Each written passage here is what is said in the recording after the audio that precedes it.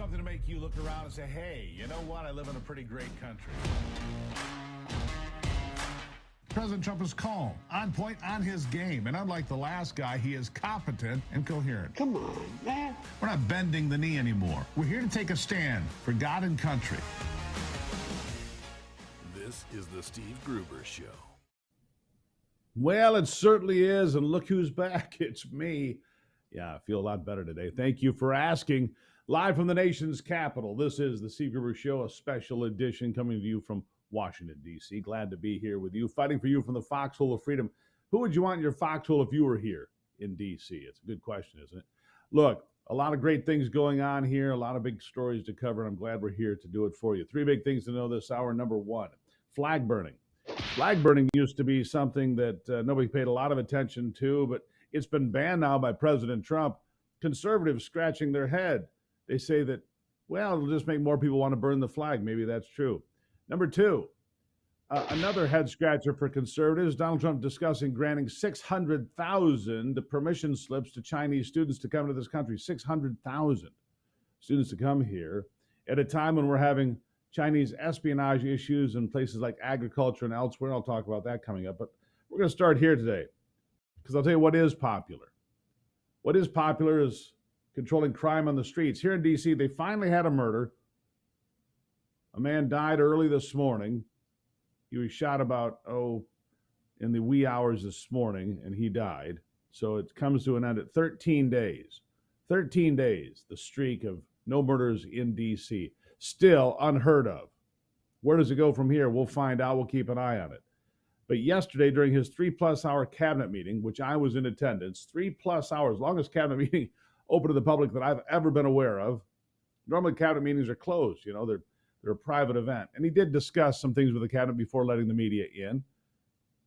But 3 hours, 19 minutes, the official time on the clock. Remarkable amount of time for us to be in there with the president and his entire cabinet. And he floated the idea of extending the National Guard presence in D.C. He floated the idea of extending it through executive order, maybe for another year. So the long-term plan's still not quite clear, but we'll get to that. And then he said, if you commit murder in the nation's capital, you should face the death penalty. Commit a murder in the capital, face capital punishment is what he said. Now, I asked him about police departments facing shortages of officers, not just in D.C., which they're short 500, but in other cities around the country, and what role defund the police may have had in all of it. Here's the question. Here's part of his answer.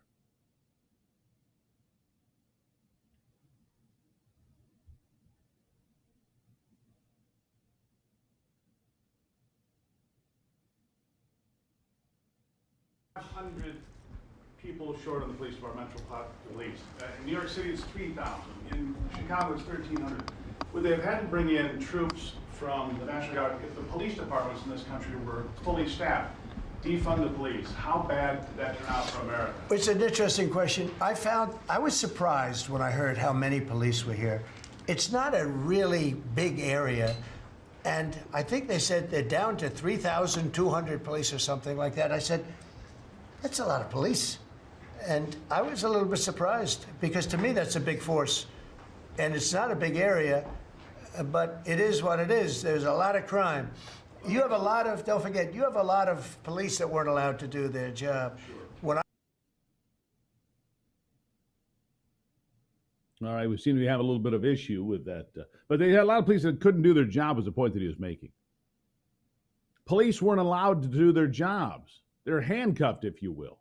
And when they did arrest somebody, they were right back out on the streets. This is a great point that he made. Now, the question that we have not yet had answered is how do we improve recruitment for police in this country? We've had a great improvement in military recruitment, great improvement for ICE agents and Border Patrol agents.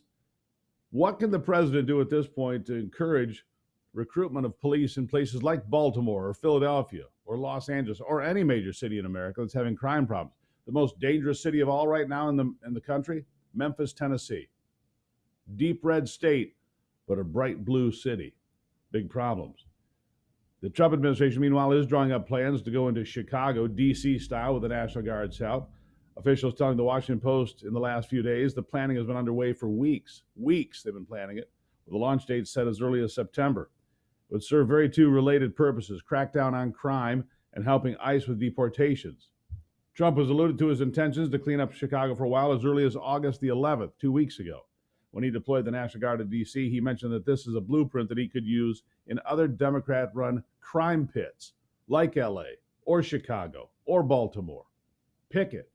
He can go there and clean it up. And then over the weekend, he ramped up his comments directed at Chicago. He mentioned it again yesterday during that cabinet meeting, floating the possibility of just waiting until Chicago reaches out for help. He wants somebody to say, can you help me? Because if they do that, he'll be there immediately. Listen. So I would have much more respect for Pritzker if he'd call me up and say, I have a problem. Can you help me fix it? I would be so happy to do it. I don't love, not that I don't have the right to do anything I want to do. I'm the president of the United States. If I think our country's in danger, and it is in danger in these cities, I can do it. No problem going in and solving, his difficulties. But it would be nice if they'd call and they'd say, would you do it? But Illinois' Governor J.B. Pritzker and Chicago's Mayor Brandon Johnson, they'll never do either of those things. They'll not call. They'll not say we have a problem. Chicago, by the way, in raw numbers, has led the nation in murders for 13 years. 13 years of Democratic-controlled Chicago. Goes a lot longer than that, but for 13 years under Democrat control, Chicago has been, when it comes to raw numbers, the leader in murder in America. And they don't want help from Washington? Remarkable. They must like that for their citizens. Apparently. They want nothing to do with making their largest city great again. How do I know? Take a look at the history. Illinois will have spent $2.5 billion on care for illegals in the state by the end of 2025. $2.5 billion with a B. Most of that is to help out Chicago and Mayor Brandon Johnson, who loves to tout his disastrous woke policies. But they're spending money on illegals, not on stopping crime. Upon taking office, Johnson immediately cut 800 police positions. Chicago, as I mentioned, is down 1,300 officers over what would be full staffing. Remarkable. Before him, his predecessor, Lloyd Lutford, cut 600 positions. It's no wonder Chicago has a crime problem. They're down 1,300 officers, maybe more. They've stopped arresting low-level offenders, a way to fudge the numbers and claim that crime is going down. When the truth is, Chicago has had the most homicides in the country, like I said, for 13 years. Almost 600 people murdered last year. Almost 600. But Democrat leader Hakeem Jeffries calls it a manufactured crisis. I'd like to hear him say this to those 600 victims' families. A manufactured crisis. Listen. There's no basis, no authority for Donald Trump to potentially try to drop federal troops into the city of Chicago. There's been no request from the state of Illinois, no request at all for federal assistance, and we should continue to support local law enforcement and not simply allow Donald Trump to play games with the lives of the American people as part of his effort to manufacture a crisis and create a distraction because he's deeply unpopular. Here's the thing. He's not deeply unpopular. And you know what is popular? Enforcing the law and cleaning up violent cities. That is popular. Democrats are pro-crime. That's the platform. We support crime. Give me a break. More on Chicago and the rest of the city and the rest of the states after this. Good to see you from the nation's capital.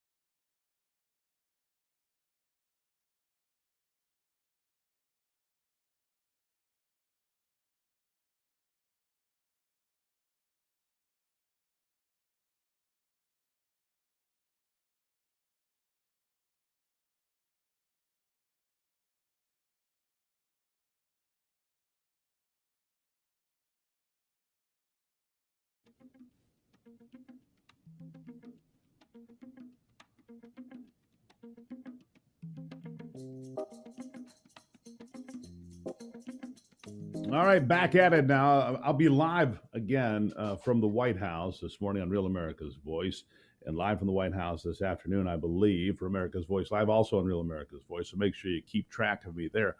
Moving all over the city. That's very interesting. I was at the Capitol yesterday, the White House, different places. And look, the discussion of crime is on everybody's minds. Talk to the Uber drivers about it. The Uber drivers, the ones that I talked to, some from here, one lifer yesterday, long-time, lifelong D.C. resident, says, I'm all for it. He says they are cleaning up the city. He says, having the folks here in some places is for show. He pointed that out in places that are fairly low crime to begin with. But other places are seeing a great benefit. So people that live here and lived here their whole lives really like it. Now, violent crime has continued to trend up in Chicago while police activity has trended down over the last decade. Not a good combination. Listen to this.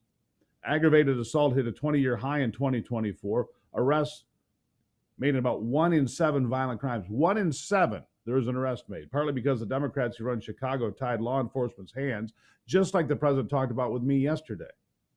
And partly because there's just so much crime, it's harder to catch the offenders.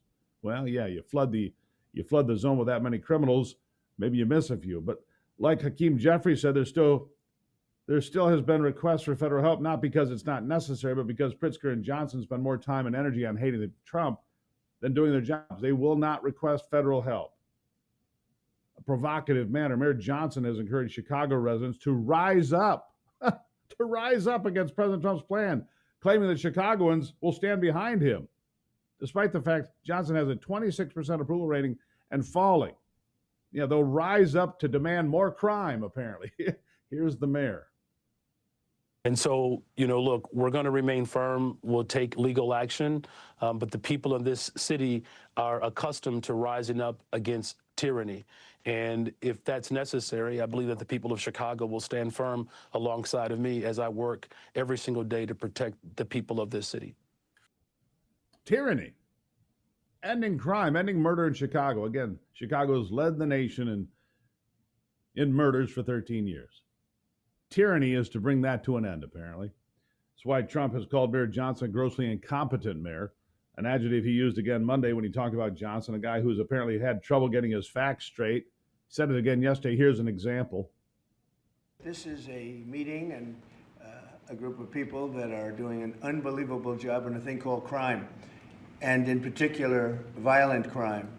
Today we're going to be discussing it, and I watched as a very incompetent mayor from Chicago said, well, what do they know? They only arrested 9 people. I said, 9 people? We didn't arrest 9 people. We actually arrested a total of well over 1,000 people. We took hundreds of guns away from young kids that were throwing them around like it was candy. We apprehended scores of illegal aliens. We seized dozens of illegal firearms. There have been 0 murders. Yeah. And at the same time, the governor of Illinois, J.B. Pritzker, billionaire, a guy who thinks he's going to be president of the United States, keeps throwing around the same talking points. Authoritarianism, tyranny, dictator. Ridiculous. Trump let him have it too. Listen. Instead, I say, Mr. President, do not come to Chicago.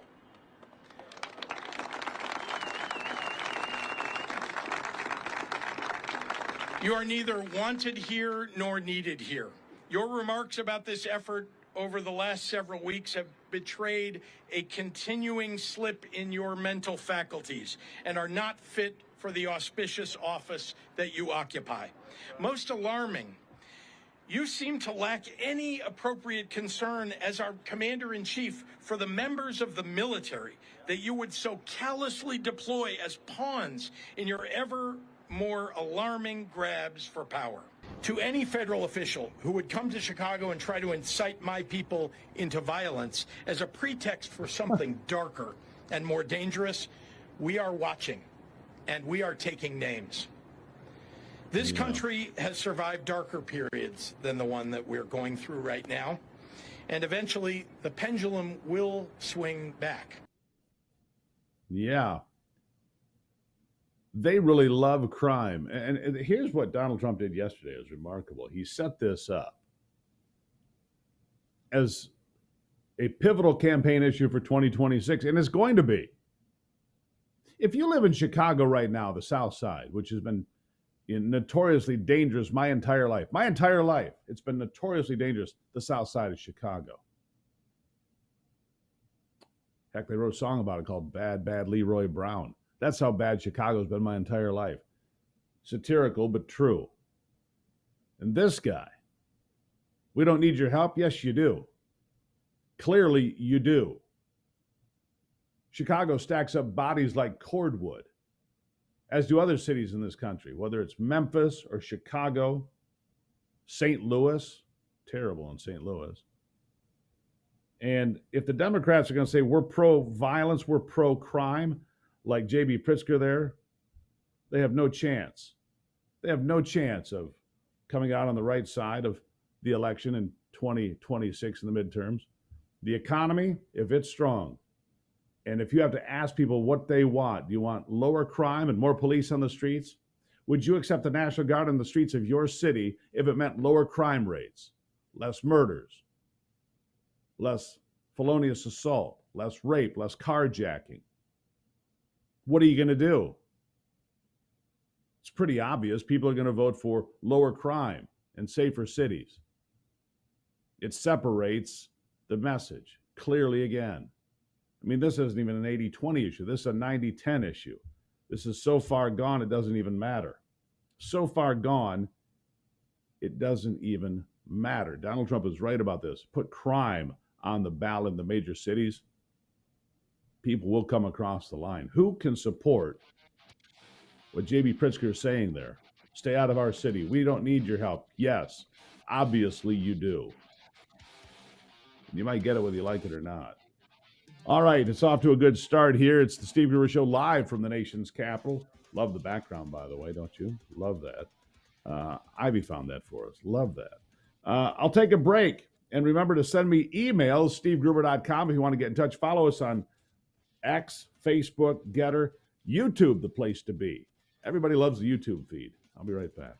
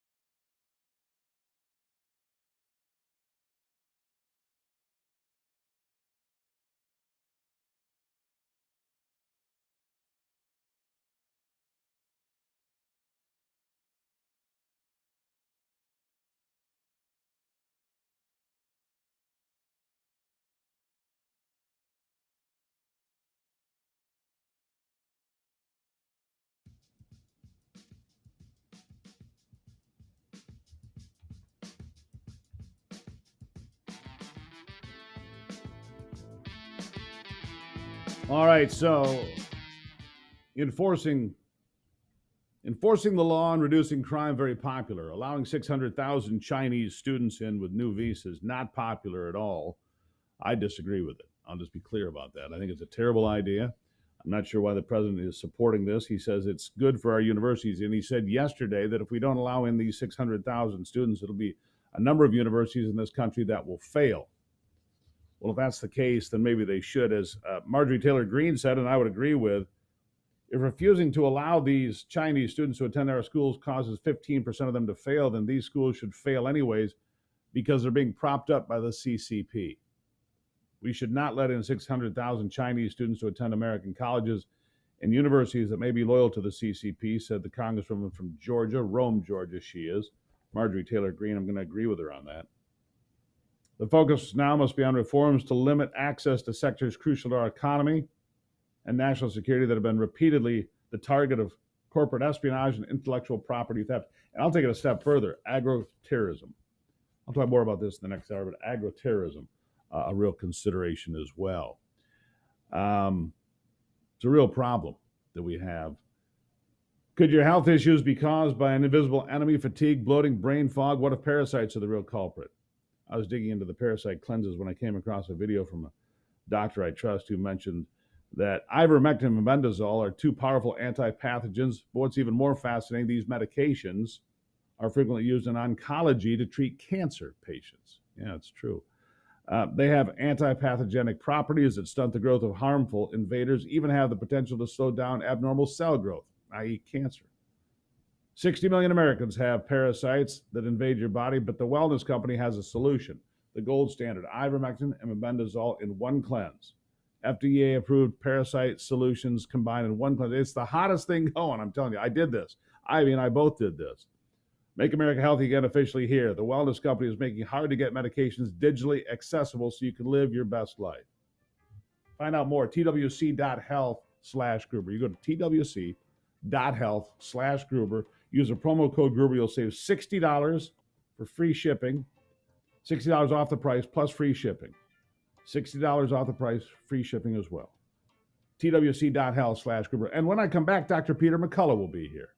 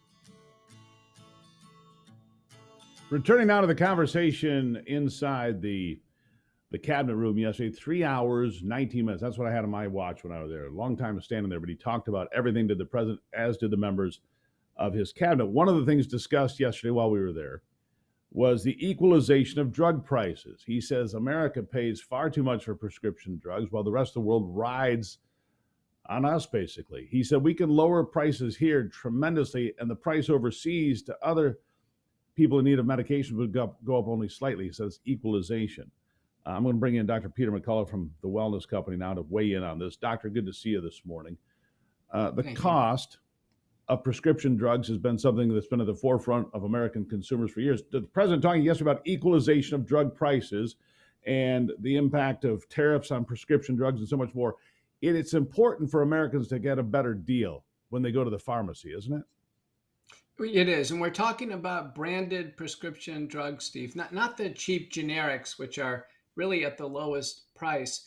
These more expensive drugs, because they're so highly priced in the United States, they're commonly denied by insurance companies and denied through the prior authorization process. So paradoxically, if prices came down in the United States and they went up a little bit in Europe and elsewhere, there would actually be more revenue to the pharmaceutical companies in this scenario because more Americans would get the drugs they need. So this is going to be a win-win. It's an important consideration. He also announced to the president he is ordering Bobby Kennedy and Health and Human Services to stockpile certain critical prescription drugs, be it for diabetes or hypertension, whatever it might be. How important do you think that is for America to have that sort of stockpile? We need a national stockpile. We need local production, domestic production of critical antibiotics, antihypertensives, insulin, other drugs for diabetes. And, I think the new administration will put these private-public partnerships in place to do it. I think it's a national security issue. I'd hate to see us get into a situation, either, economically with tariffs, trade wars, or even military conflicts, and Americans were basically denied life-saving drugs. Right now, we are in a precarious situation, and I think the new administration is going to move us to safer ground. Yeah, certainly. When 90% of our drugs originate in some form in China, that puts us, I think, on the wrong end of that equation. So let me ask you this. It's one thing for the government to stockpile medications that are critical. What about people, personal stockpiles of critical medications at home? How important would that be? I encourage my patients to do it, Steve, and there's some good ways to do it through the Wellness Company memberships. We have our own pharmacies, so patients get free prescription drugs at the middle and higher level memberships, and it's so easy to get started on this and get the renewals. We also have emergency medical kits with pre-prescribed medications, key antibiotics, antivirals, corticosteroids, and other drugs. And these are very affordable. Patients can do this and then, in a sense, be assured if we have a 30, 60, 90-day period of time where drugs are limited, you have enough at home to take care of the problem. In recent memory, Hurricane Helene still comes to mind. Western North Carolina, basically cut off from the world. The roads were washed out. The electricity was gone. You weren't going to the pharmacy. You weren't going anywhere. If you're cut off from critical life-saving medication, that could be the end of the road for you, couldn't it? It could, or it could be a terrible complication like an infected wound. In these dirty waters, all that glass and metal, there were so many lacerations. Every one of them was in contaminated water, high risk for infection. Our emergency medical kits, particularly the red one, has all the wound care supplies that people need. Don't forget, it's not just prescription medicines. When the pharmacies are closed, you can't get any wound care. And so people need to have these things at home. It's just wise to do so. And I think through the pandemic and now these natural disasters, people understand that now is the time to get ready. In fact, September coming up is National Preparedness Month. Good time to get an emergency medical kit in the house. Am I paranoid? No, I'm not paranoid. I'm prepared. There's a difference. I'm as paranoid as a Boy Scout, and their motto, of course, is be prepared. So let me ask you this. I've got several of these kits, and I've used many of them, including the wound kit, because, well, that's just who I am, doctor. But if you had to choose, which ones would you recommend to people that they have in their home immediately? The broadest base kit is the Aqua Blue Medical Emergency Kit. That covers everything from an acute respiratory infection, urinary tract infection, yeast infection. It's the broadest base kit. And it's actually, we've made it the most affordable kit. And And I'm with you, Steve. My son was an Eagle Scout, so I know about this discipline of being prepared. And I think now's the time for some family discipline. And people are doing that. And I see it more and more, Steve. We get people through problems because they have the wellness company emergency medical kits at home. Yeah, my son's on the road to being an Eagle Scout as well, so we're prepared all the time in my house. Let me ask you about this. I want to shift gears a little bit. Excuse me. But one of the things we've talked about here repeatedly recently is the gold standard for parasite cleanses, ivermectin and mebendazole, that the wellness company put together in one cleanse. I did it. I felt great after doing it. My wife did it. She felt great after doing it. It really is the gold standard because there are 60 million Americans that have parasites right now that could be impacting, oh, they could be having brain fog or fatigue. They don't even realize it. It can be solved real quickly with a good cleanse. That's why you recommend it, isn't it? We're talking about neglected, difficult to diagnose parasitic infections, Giardia. There's pinworms and others. I think I may have had one. I went to Mexico recently and made a mistake with the water. And indeed, the ivermectin and benzol is a best-in-class fixed-dose combination. Now we have the first human case of the New World screwworm announced in a man who came from El Salvador to New Jersey. And the big worms have to be surgically removed, but the larvae are actually killed with ivermectin. So another reason to have a parasite cleanse on hand. Yeah. One last thing I want to ask you about, because I keep seeing this term, and I know it's highly criticized in pharmaceutical circles, but turbo cancer. Some people say it has to do with COVID vaccines. I don't know. I'm not an expert. How concerned are you about these turbo cancers, which are fast progressing cancers that metastasize so quickly that people have a hard time recovering? What do you recommend when you're dealing with something like that? Now's the time to be vigilant on all cancers, and some are advancing more rapidly, more frequently, and more deadly, and includes the most common cancer in women, which is breast, and the most common in prostate. That's been released on Focal Points, the most recent, U.S. cancer statistics. So cancer is on the rise in those categories. We don't know if it's acute COVID-19 infection. There was a paper written that maybe the infection alone would stimulate bladder cancer, like what Deion Sanders has, or in fact, if it was the vaccines. Now, more and more papers now are physically locating the vaccine and the spike protein, Steve, in the tumor itself. So it's right there at the scene of the crime. Gene expression is dramatically changed after someone takes a vaccine and develops cancer. So it's looking like it's the vaccines, and we need to be vigilant and move fast. Make America Healthy, again, starts at home with you, my friends. And so I would say twc.health/Gruber. Go to the wellness company's website right now. The doctor has told us about all these gold standard medications and treatments that are there. twc.health/Gruber. You can save some money as well. Doctor, I appreciate all the insight as always, my friend. Thank you. Thank you. There you have it. All right, whether it's a parasite cleanse or having the right kits available in case of emergency, whatever it might be, the wellness company sets the standard, the gold standard every time. twc.health/Gruber. Go find out more right now and make America healthy again. I'll be right back.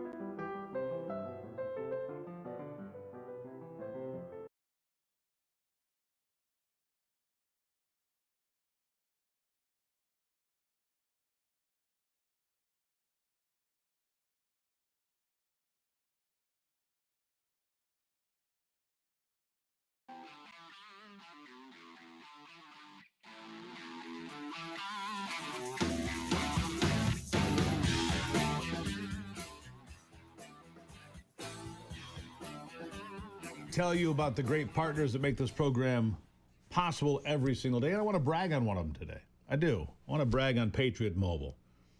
They're out there doing so much, the nation's only Christian conservative wireless network, and they don't just walk the walk and talk the talk. They do it. Every single day they go out there and try to help people, and they do things like putting up the 10 Commandments in Arkansas and helping out a 13-year-old who needed help with their partnership through Jason Aldean. They sent chainsaws and so forth to the devastated parts of Texas after the Guadalupe River flooded, and so much more, because they believe in America, they believe in the mission, they believe in looking after the folks. Yeah, Patriot Mobile donates so much to so many people. I have Jenny Story here with me. Jenny Story is the Patriot Mobile Chief Operating Officer. Jenny, nice to have you on the program. Well, thank you for having me. I'm pleased to share all the things that we do, because truly it's a blessing to be at this company. Our members are lights, I believe. They are blessings.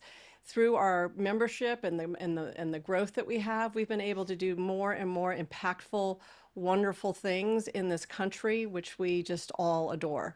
Yeah, absolutely true. And you guys, like I said, you're doing things all the time. In fact, we laughed just before you came on because I'm like, which thing did you do here? I got this stack, and you did this, and you did this, and you did this, which is wonderful. Look, a lot of companies talk about doing things.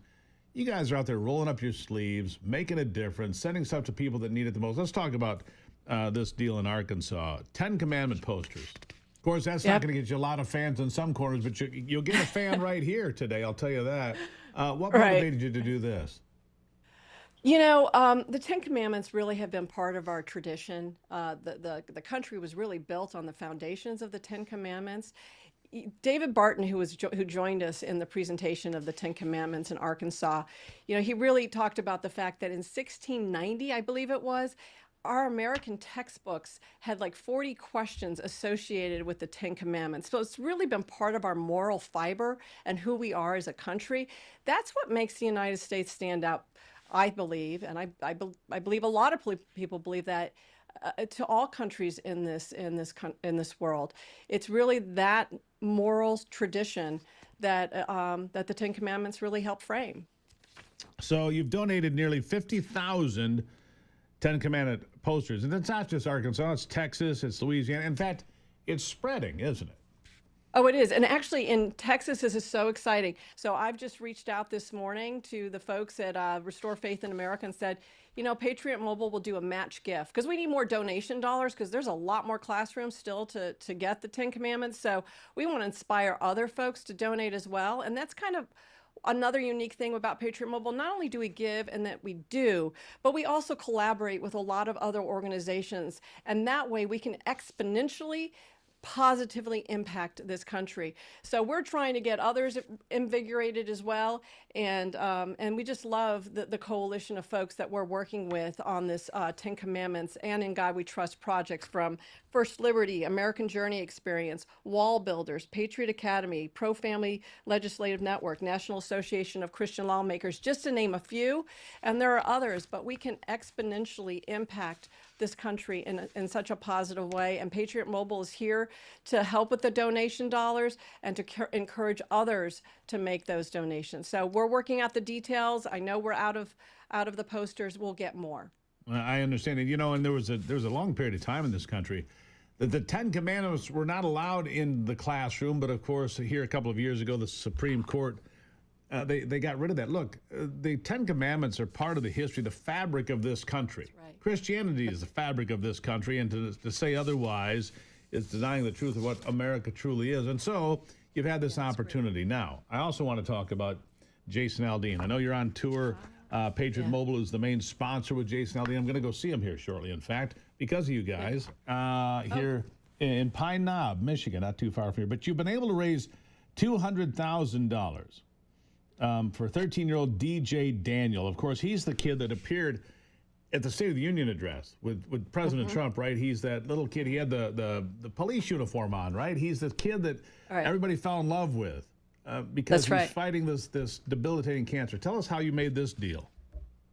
Well, it's interesting. First of all, we love Jason Aldean and what he stands for. And I just wanted to take it back a little bit. When he had tried that in a small town, I was like, finally, a famous, singer is out there making a stance against the craziness of what's going on in this country. And I just loved him. I think I'm probably like 1,000 of the views of that video, but just adore him. But anyhow, DJ Daniels, he made a plea on social media and says, hey, can anyone connect us with Jason Aldean? And we saw that too, but others jumped in and they were like, we'll get you there. And then we heard about his fundraiser for the first organization that basically came to his family's rescue when he was diagnosed with cancer and the family almost lost their home. And Heroes for Children really stepped up in a big way and wrote his family a check, and that helped to get them through the devastation they had from, I think it was Hurricane Harvey. But anyhow, he wants to give back, and he's DJ's got just a great heart, and not only is he just so full of life, but he really wants to help others. And when we heard that he wanted to give back to the organization that really stepped up for him in the beginning, our hearts went out to him, and we teamed up with Jason, and Jason, he gave the lion's share of this check. It was $50,000 from us and 150 from him. But we just felt like, this was a good thing to do. And if we can help these. Oh, it's a great thing. It's a great story. Yeah. It's a great little kid who, like I said, the nation fell in love with this kid. And like I said, I wanted to brag on you guys a little bit today, Jenny, because you guys are doing all of these great things.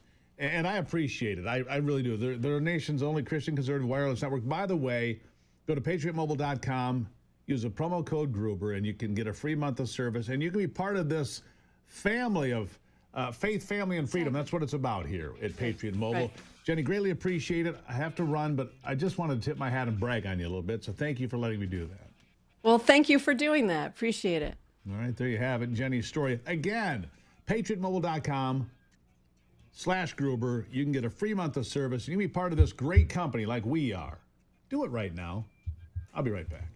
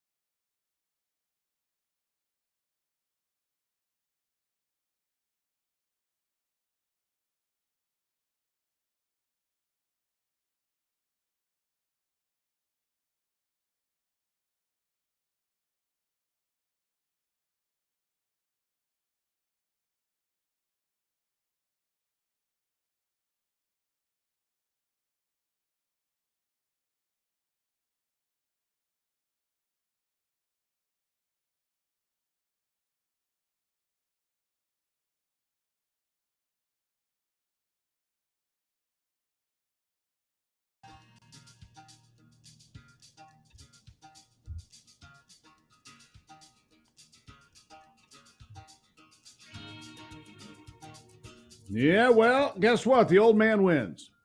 The old man wins. There's no question about that. When I say that, I'm talking about the old man at Cracker Barrel.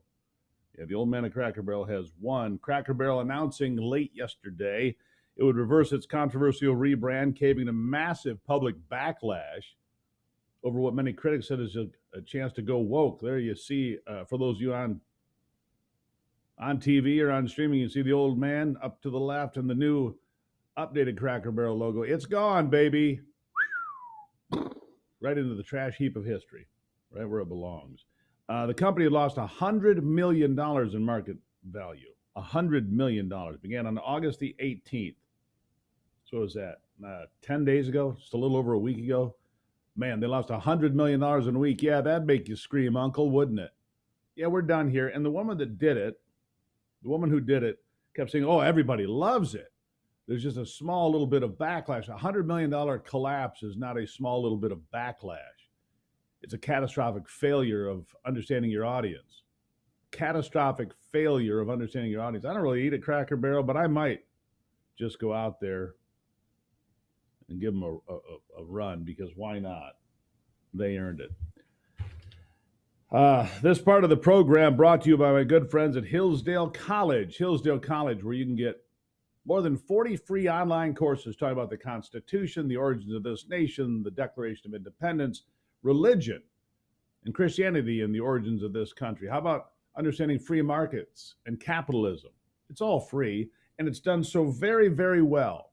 Great people like Dr. Larry Arnn, Victor Davis Hanson, and so many more contributing to this series. Again, it's free. It's better than Netflix, my friends. I truly believe that. Hillsdale College offers all of these courses for free so you can learn something. Share it with your kids, your grandkids, the kid down the street.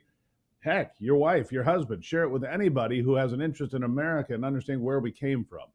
More than 40 free online courses. Gruber for Hillsdale.com. Gruber for Hillsdale.com. When we come back, James Comey apparently using an unauthorized server for his emails. Unprotected, illegal, after he allowed Hillary Clinton to get away with the same crime. Brand new information coming your way at the top of the hour here on the Steve Gruber Show. I'll be right back.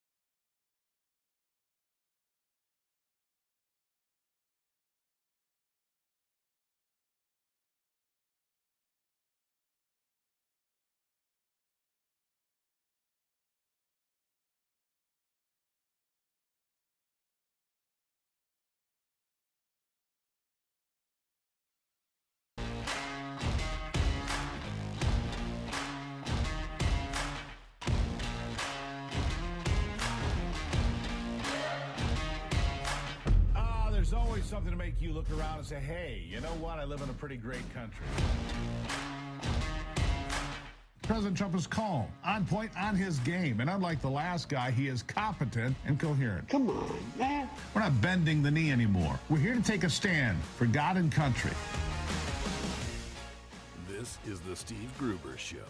It is coming to you live from the nation's capital, a special edition of the Steve Gruber Show here in Washington, D.C. this week. Feeling better, thank you for asking. Had a rough day there. Watch the spinach pie. It can be really wicked. All right, three big things you need to know this hour as we get right into it. Number one, the tug of war over the illegal alien Kilmar Abreu Garcia has taken another turn. He was arrested by ICE, but then a federal judge said, oh, he cannot be deported. So they wait till a hearing on Friday. Number two, mortgage fraud. Mortgage fraud appears to be a business decision by a lot of folks these days, but boy, oh boy, when Democrats get caught, they scream it's not really a crime. It's like getting caught doing something wrong in third grade. Can't make that up.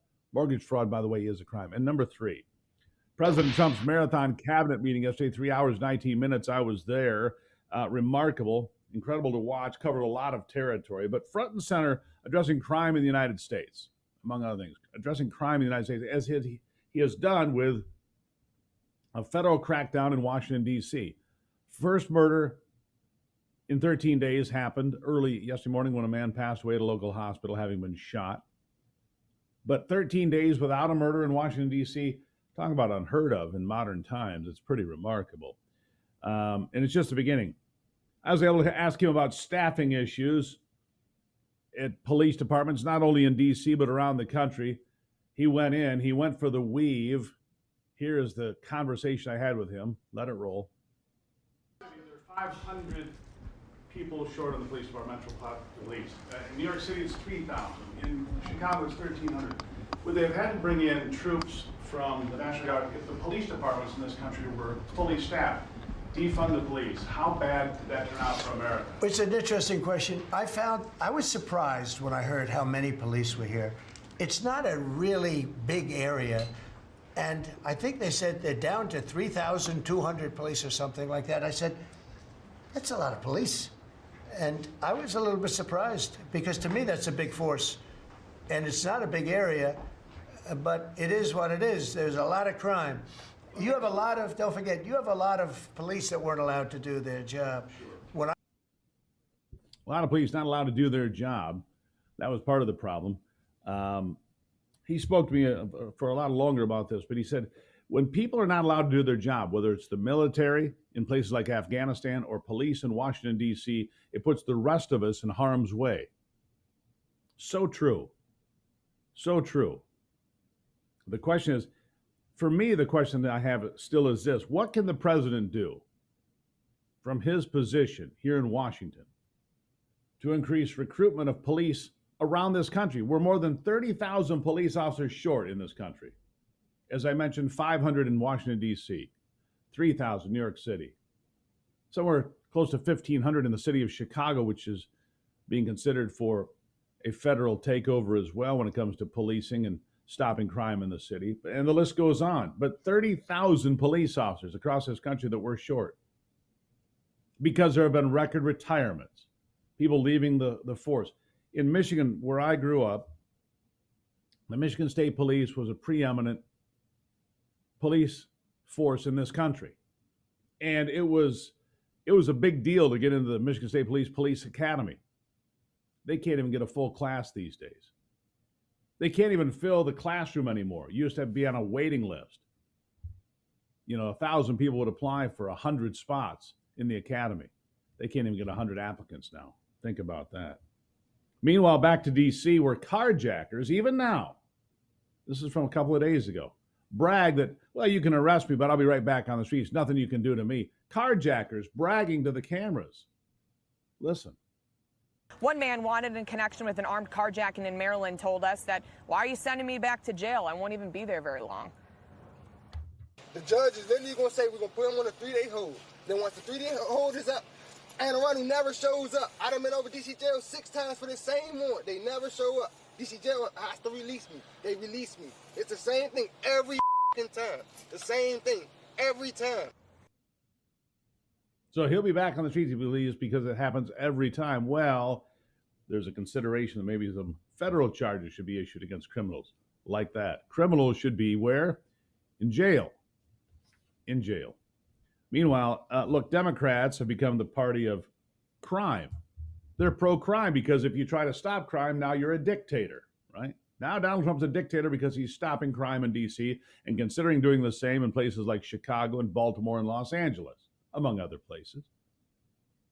Which side are you on? Well, Democrats, I got some bad news for you. Even CNN aired the truth. They can't hide it for you any longer. Listen. With the American voter as the Cracker Barrel rebrand has with the American consumers. Bad, bad, bad. What are you doing? Oh, my goodness gracious. What are we talking about here in terms of big party registration changes in the key swing states? Let's look at the key 4 swing states that, in fact, do keep track of registration by party. Look, the Republican Party is in their best position at this point in the cycle since at least 2005. In all 4 of these key battleground states, we go out to the Southwest. Arizona. How about Nevada? Republicans haven't done this well since 2005. Oh, my goodness gracious, at this point in the cycle. North Carolina, I couldn't find a point at which Republicans were doing better at this point in the cycle. It's at least this century. It probably goes way back in the last century. And Pennsylvania, very similar. Republicans doing better at this point than at any point this century, at least as far as I could find. Democratic brand. Worst this century as I could find, says Harry Anton over there at CNN. And it doesn't get better, by the way. The Democrats are in free fall. There's a 5 million person swing in registration, okay? But here's more. Now, of course, Donald Trump has been president since January. Are there any bright spots for Democrats? Have they picked up any ground since January 1 in terms of party registration? Not in these key swing states, these 4 key swing states. What are we talking about? Party registration margin gain since January 1, 2025. Which party's gained in Arizona? The GOP. How about Nevada? The GOP. North Carolina? The GOP. How about in Pennsylvania? We'll make it 4 for 4, the GOP. The bottom line is this, Jessica Dean. When it comes to party registration, Republicans have made massive gains compared to 8 years ago. They are in their best position in these key 4 swing states dating back at least 20 years. You have to go back at least 20 years, at least in the case of Nevada, longer in North Carolina and Pennsylvania. So Republicans looking pretty gosh darn good, at least when it comes to party registration. And we'll see what happens down the road. But at this point, as I said at the beginning, the Democratic brand is in about as good a position as the Cracker Barrel rebrand. It is bad, bad, bad for the Democrats. Bad, bad, bad, says Harry. Here's the bigger picture number. Republican registration up about 2.5 million. Democrat registration down about 2.5 million across the country. Very reflective of a country that does not buy the party of crime, the party of open borders. Nobody buys it. That's why Republicans continue to win. We're going to take a break here, live from Washington, D.C., a special edition of the Steve Gruber Show. I'll be right back.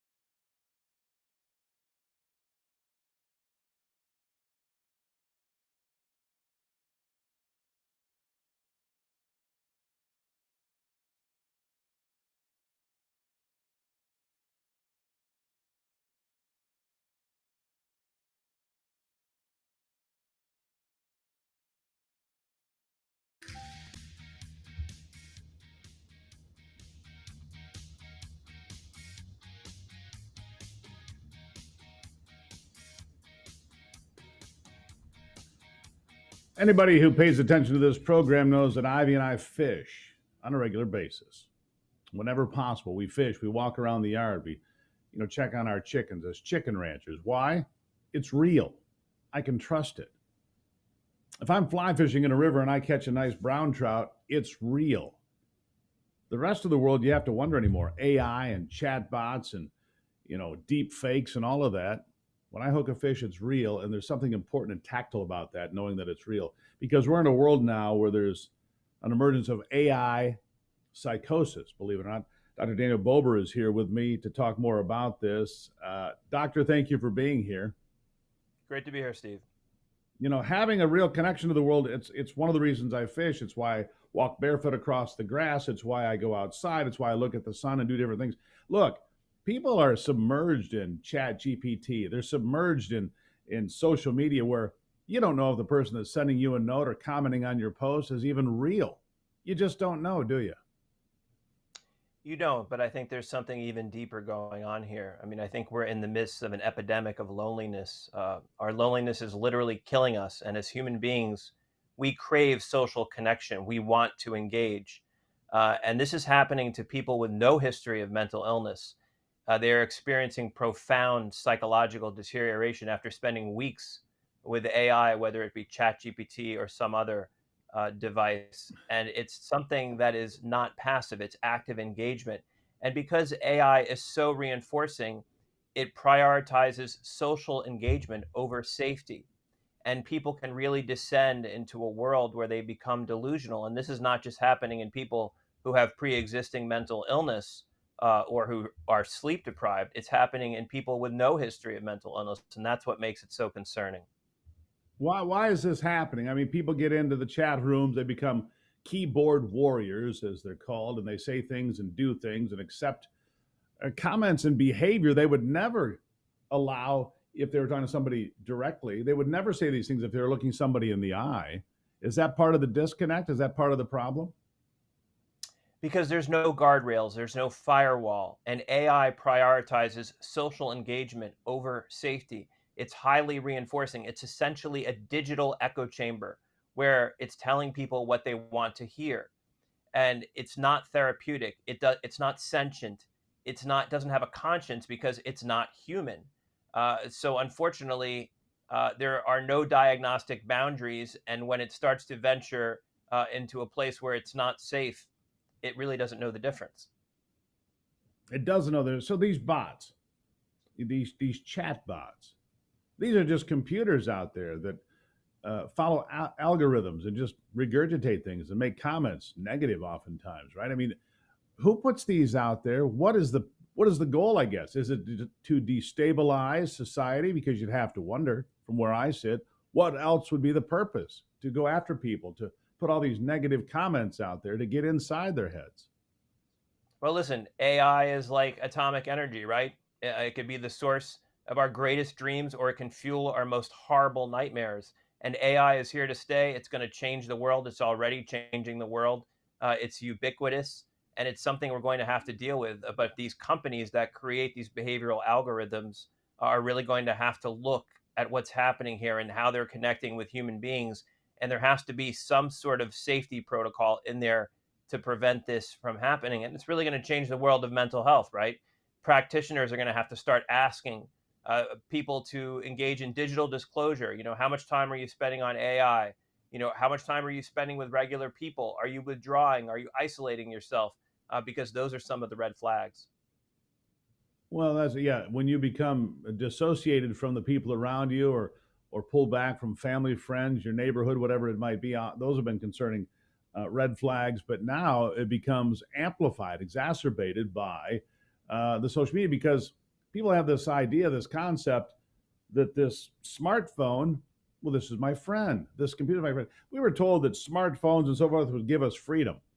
It doesn't. It's an electronic tether, and worse, from what you're telling me. What's your advice to people? Stay connected to real people, right? Try to go back to the dinner table where we were sitting around with other people, where we were talking. Put your phone away, digitally disconnect. Create a gratitude list of the things that you are gratitude towards in your life. That's really what's important, right? Your health. Focus on physical fitness. Focus on doing for others and transcending your own ego. These are the things that you should be focusing on and putting down the phone, because that's real, that's authentic, and this is not real. This is something that, again, can be a tremendous help, or it can be a tremendous hindrance, and we have to find the balance. Yeah, here's an observation that I have had over the last couple of days. I'm in Washington, D.C. I'm on the second floor condo or whatever of Airbnb here. And I'm at a good intersection. I can see people walking by. I see people walking their dogs, right? Walking their dogs, staring at their phone, walking their dog. They're not even connected to the dog who's walking down the sidewalk with them because they're connected to their phone, and the dog's walking them in many regards. We need to, I love the dinner table idea. Have a basket there. Everybody drop their phone in the basket. Go have dinner for half an hour or 45 minutes. It's remarkable how much good that can do, from my own experience. I'll give you the last word. No, the only thing I want to say is that, again, we have to limit, just like we tell kids to limit screen time. We know that once kids spend more than 3 hours a day on social media, it doubles their risk of mental illness. We have to really make sure that we're disengaging from these devices, from these chatbots, and focus on real people, because that's really what it's about. It's the people around us. It's the people in our family, our friends, our neighbors, our colleagues. That's really what makes life worth living. Is our connection to other people. That's how we're defined, our social connections. Doctor, great conversation today. Another warning from the front lines of AI. Be careful out there, folks. Disconnect once in a while. Dr. Bober, greatly appreciated. Thank you. Thank you, Steve. Thank you. It's an important topic, my friends. Just throw the phone in the basket once in a while. Look, I'm guilty. I got it. I'm guilty of it because I'm looking at news all the time so I can do a better program. But sometimes I get drawn into it. There's no question. I can do better. We can all do better. I'll take a break. I'll be right back. It's the Steve Gruber Show.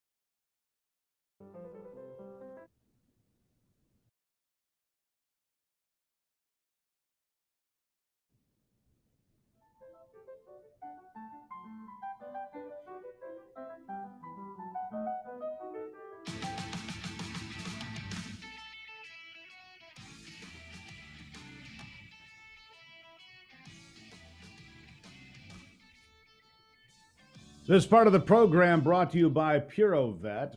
PuroVet is an initiative for veterans put together by the folks at PuroClean. It's a nationwide reclamation company. If you have a fire or a flood or whatever it may be, everything in between natural disaster or something at home, PuroClean is there to clean up. Well, they put together this program for veterans called PuroVet, where veterans go to the front of the line to get a franchise. They get some discounts and some help because they served America, and they can continue to serve in communities like yours. If you're a veteran or you know one and you'd like to own your own business, there's never been a better opportunity than the folks are putting together at PuroClean called PuroVet. You can find out more at purovet.com, purovet.com. Again, if you're a veteran or know one, think they'd like to be involved in business, share this with them, purovet.com, or you can call 855-PuroVet. It's a bonus. They save 25% on franchise fees. They get other additional benefits for being people that served America. Yeah. All right, so James Comey, this is from justthenews.com, justthenews.com. My good friend John Solomon, or as we like to call him around here, King Solomon, breaking another big story. Here's what it is. Months after he refused to charge Hillary Clinton during the 2016 election for using a private, unauthorized, unsecured server to transmit classified information, then FBI Director James Comey's inner circle used personal email accounts to further plan to make unauthorized disclosures, that's mean leaking classified information to the New York Times. They talked about it, according to newly declassified memos. More great work from John Solomon. Chuck Grassley, the senator from Iowa, who's been following this closely, said he supported President Trump when he fired James Comey in early 2017 and continues to support him more every day with these revelations. James Comey was dirty as the day is long. James Comey needs to be arrested and prosecuted. The investigation widening on James Comey. He must be arrested. He must be held to account to return integrity to the United States of America and its institutions. You have to hold the people accountable who tried to break those institutions or use them for their own personal gain. James Comey might be suspect number one. All right, I'll take a break here on the Steve Gruber Show and be back. Remember, you can follow me at stevegruber.com. See us live on Truth, Getter, X, YouTube. Everybody loves the YouTube feed. They say it's the best. Try that one out. I'll be right back.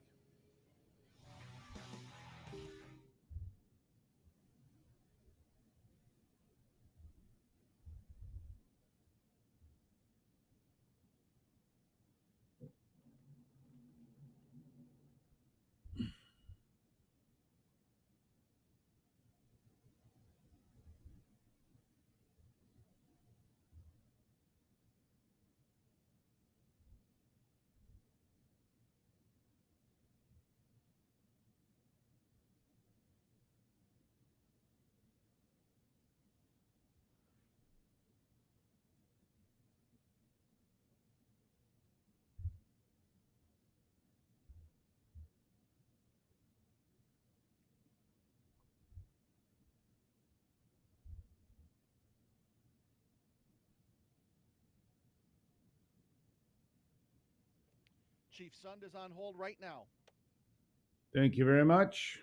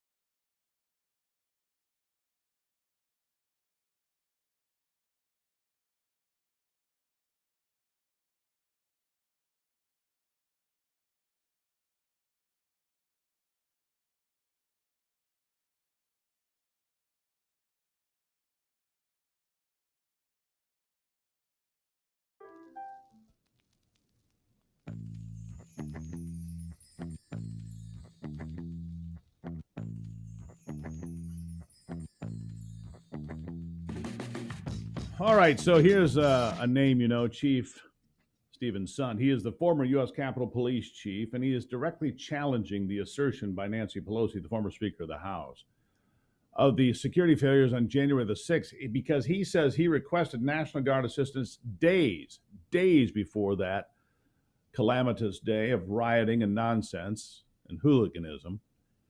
And he says that he was there in the center disputes. It focuses on the responsibility for the delayed deployment of federal troops during the Capitol breach nearly 4 years ago. He joins me now. Chief, nice to have you on the program. Thank you for having me on, Steve.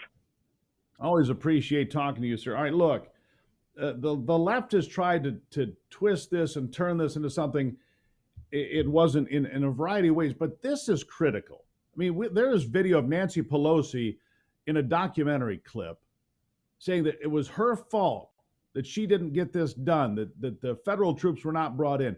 But it goes further than that. How far in advance did you request National Guard troops specifically before January the 6th? I can tell you the exact date and time. It was 9:35 a.m. on Sunday, January 3rd, that I made the official request to the House and Senate Sergeant at Arms, which I'm required to do by law, and was first denied. And denied by the Sergeant at Arms or denied by Nancy? Run people through this just so they have an exact understanding that you requested the help days in advance, and you were blocked at every turn. That is correct. Just lay it out. So so for your listeners to really understand how it works, up on Capitol Hill, I may be the chief of police, but I have two people, the House and Senate Sergeant at Arms, that are considered the head law enforcement official for the House of Representatives and the head law enforcement official for the Senate. So I have to deal with those two people. Then they're part of what's called the Capitol Police Board, which is made up of those two individuals and the architect of the Capitol, and they report to congressional leadership. And that's written in statute. So if your listeners look up 2 U.S. 1970, that's the law that requires for me to bring any federal assistance onto Capitol Hill. I'm the only chief of police that has a law that requires this. I have to get permission. So on January 3rd, which was the first day of the 117th Congress, it fell on a Sunday, so everybody was on the Hill to be sworn in. I went over in person specifically to ask for National Guard assistance. I have video transcripts of me, entering the office exactly at the time. So it's been documented. It's actually been upheld by congressional reports now that said if they would have approved my request on the 3rd, chances are the Capitol perimeter would have never been breached, because that's exactly what I wanted the help for, was for the perimeter. So I first went to Paul Irving, who's the House Sergeant at Arms, requested National Guard support, and his response was he didn't like the optics of the National Guard on Capitol Hill. He referred me back over to the Senate Sergeant at Arms, who at the time was Mike Stenger. Went over, I saw Stenger. He was in his office. I had to come back at about 11:30. I came back to his office. I could tell he already had been advised I was coming, because as soon as I started asking him, he had the denial already teed up. So I was denied twice. I later found out from Mike Stenger right around April. He's since passed away, but right around April that Paul Irving had called him and told him son was coming to ask for National Guard assistance, and we got to come up with another idea. He'd never get that by Pelosi. So let me ask you this. You're angry about this, it seems, as well you should be. I would be. Let me just read a tweet that you put out there. On January 3, I requested National Guard assistance, but your Sergeant at Arms denied it. On January 6, your Sergeant at Arms again denied my urgent request for over 70 agonizing minutes, running it up the chain for your approval.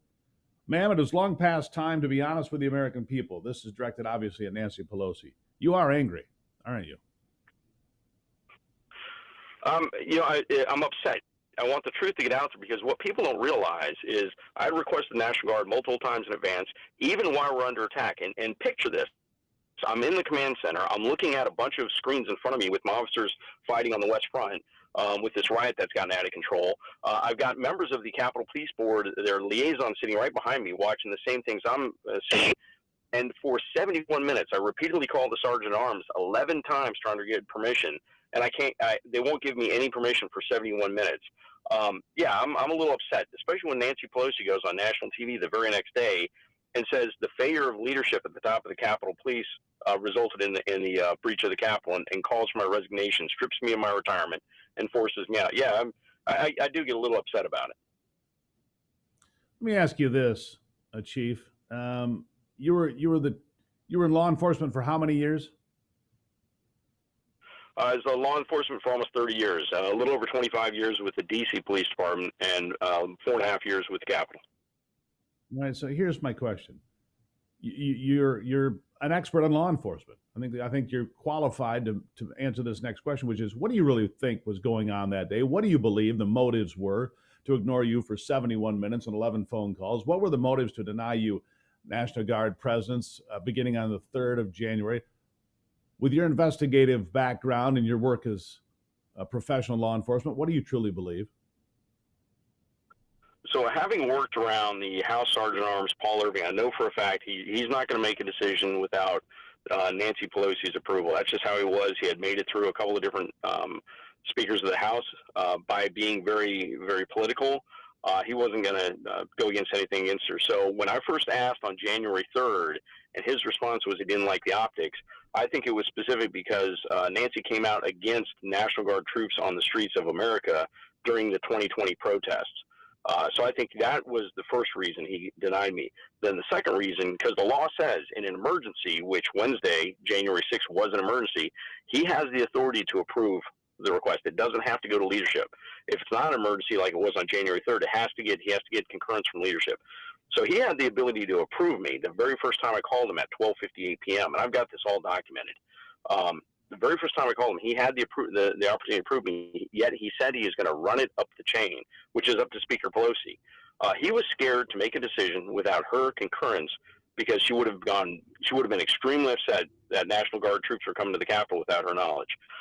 So I think that was it. So ultimately, you look at it and you say, what was the motive? What was his motive, her motive of delaying it? I try and deal with facts.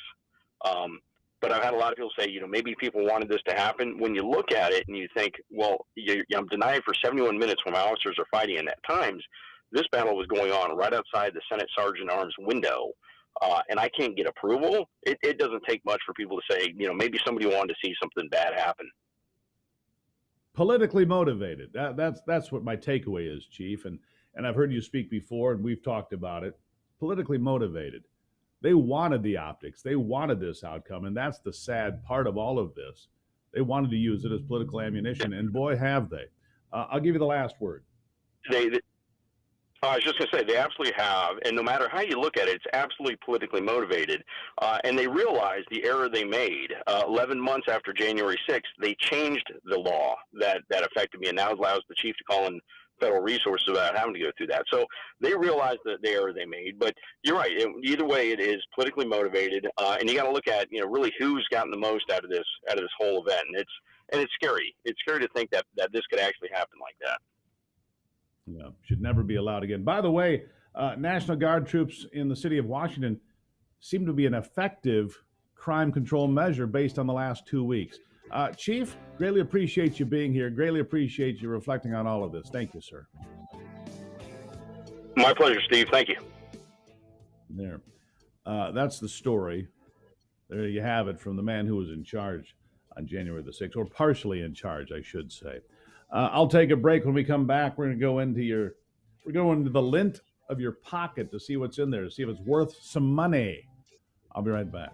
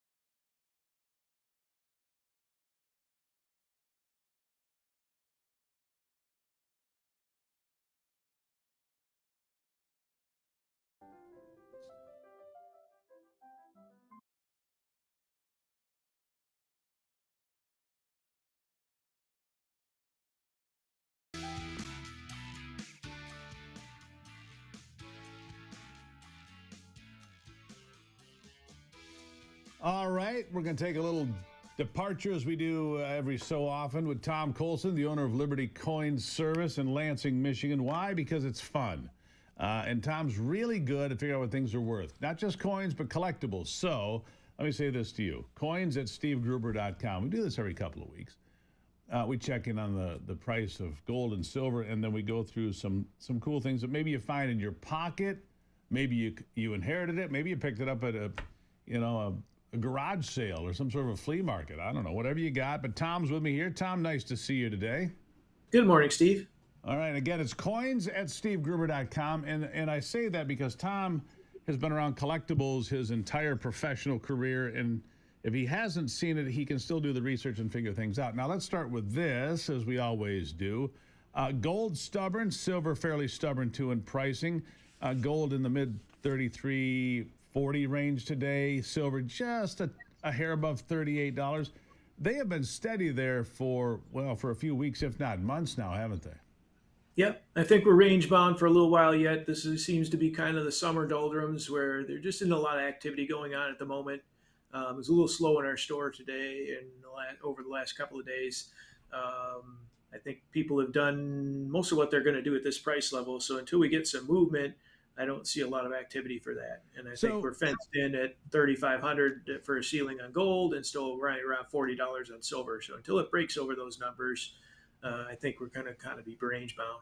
Yeah, and so historically, what does that mean? You get range bound at an area there, and then does it sometimes go down, or does it pretty much stay there and then continue upward? What's the historical take? Yeah, it seems like a lot of times the metals just stick in that range, and we could get a sell-off, but I don't see much of that happening. It seems like prices are pretty solid. As you said, the metals are stubborn in terms of their pricing. They don't seem to want to go down. It seems like there's support if they do sell off fairly quickly. So I think that's a pretty good sign that speaks to the strength of the market there. So it's there, and if you invested in gold when it was $500 an ounce like I should have, well, you'd be happy today now, wouldn't you? Well, Tom Colson told me, he said, just buy a little every month. That way you're not locked into the price. Just get a little bit every month, and then you kind of feel good about it. I should have taken your advice. I've done it some, but not as much as I should have. All right, so we've got some interesting collectibles here today. And again, I say coins at stevegruber.com. If you've got coins at home, you're like, what is this worth? Well, you can ask us here because Tom has a pretty good idea. But I also say collectibles because people come to Tom and say, hey, I've got this memorabilia, I've got this, that, all sorts of things that he's seen over his career. I don't know what the strangest thing is, but this first thing here, I'm not really sure exactly what it is. It's baseball memorabilia. And I want you, and this comes to me from Sadie in Ohio. It measures 22 inches tall. It's 14 inches wide. They found it clearing out an old barn with various other poster boards. The number 249 is on the bottom. I don't know what that means. What can you make of this piece? Yeah, there's not a lot to go on here. It appears to be like a baseball poster that may have been used to advertise a game or something like that. Judging from the style, it looks like it's probably 1910 to 1920 in terms of era that it was made. It has just that kind of look to it.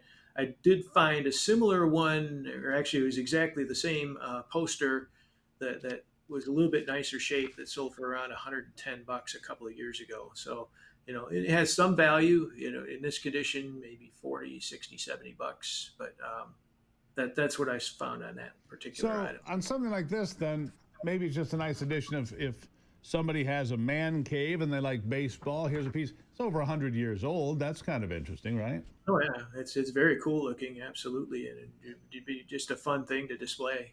Yeah, there you go. A nice something to talk about in the man cave. All right, so here's something, and I've got a bunch of these, so this is interesting to me. I've got a bunch of silver certificates. This one has a flaw in it, and we were talking about this before you came on. This one has been done double printed, if you will.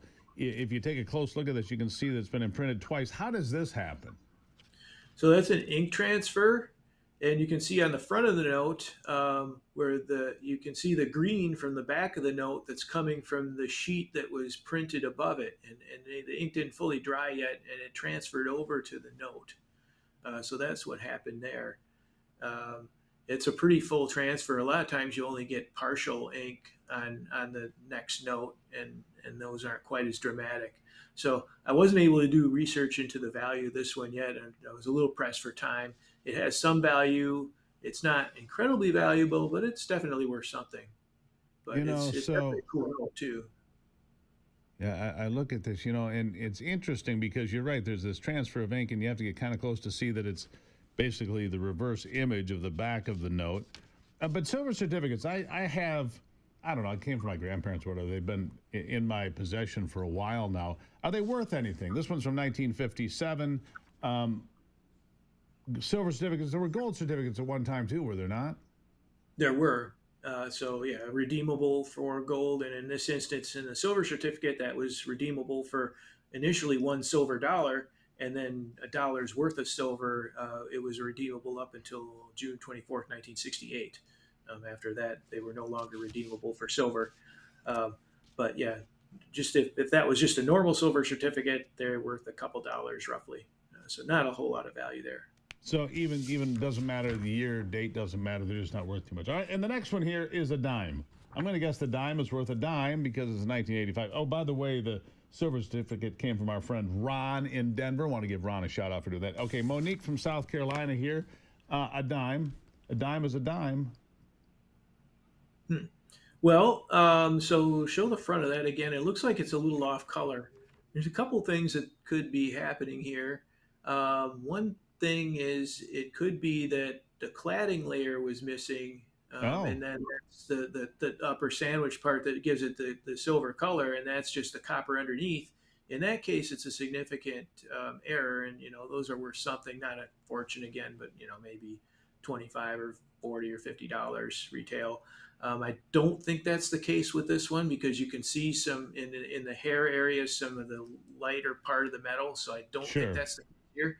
The other possibility is that obverse has just been corroded a little bit, and that's kind of that it turns after it's been buried or after it's been corroded for a little while. There you go. Tom Colson, Liberty Coin Service. I got to run, Tom. Greatly appreciate it. Liberty Coin Service, Tom Colson, thank you. Thank you, Steve.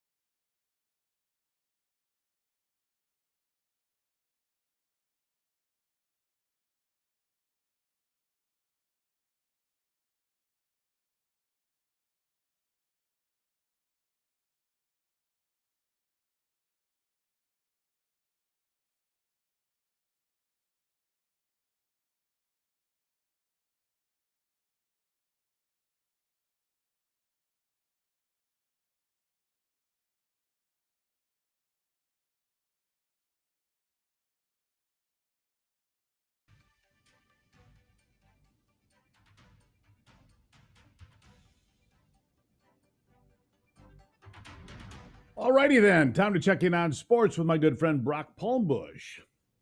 With a look at sports, I'm Brock Palmbush. A full schedule of games in Major League Baseball last night. American League winners included Boston, Cleveland, and Texas. National League winners included the New York Mets, Milwaukee, and the LA Dodgers. Yesterday was NFL cutdown day. All 32 NFL teams had to get down to 53 players by 4 p.m. Eastern time yesterday. The NFL season begins in 8 days when the world champion Philadelphia Eagles host the Dallas Cowboys. In other NFL news, the New Orleans Saints named Spencer Rattler as the team's starting quarterback. The Saints open the season at home against the Arizona Cardinals a week from Sunday. First round action concluded at the U.S. Open in New York yesterday. Men's winners included top-seeded and defending champ Jannik Sinner and third-seeded Sasha Zverev. On the women's side, second-seeded Iga Swiatek won easily, but third-seeded Coco Gauff got pushed to 3 sets before winning. That's a look at sports. Back to you, Steve. All right, Brock, thank you for that. A beautiful morning here in the nation's capital. I just stepped out on the porch, took a look around. Loved it. I did. Loved it. I have this great perch. I'm not too far from Logan Circle.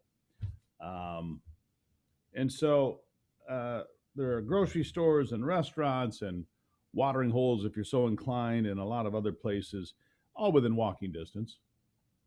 I guess if I was going to be stuck in a 15-minute city, there could be worse places to be stuck, that's for sure. On the other hand, I don't want that, just to be clear. Not a big fan of that idea, just to be clear. Are you sure your privacy is safe? Oh, good Lord. Just trying to get a clock, and then my phone goes crazy. At any rate, Block Trust IRA. It's a chance for you to get into crypto, which, by the way, is on sale today. I saw that Bitcoin got all the way down to $109,000. If you think that's a bargain, then you should buy. $109,000 for Bitcoin. Ethereum was at $4,500. XRP still above $3. The three that I pay attention to. But Block Trust IRA is a chance for you to get involved. It's the #1 crypto tech platform, according to Bitcoin Magazine. You can get $2,500 in bonus crypto if you sign up today. SteveGruberCrypto.com. SteveGruberCrypto.com. You can find out more. Block Trust IRA. Go take a look at this. SteveGruberCrypto.com. Look, everybody else is getting rich. Why shouldn't you? SteveGruberCrypto.com. I'll be back after this.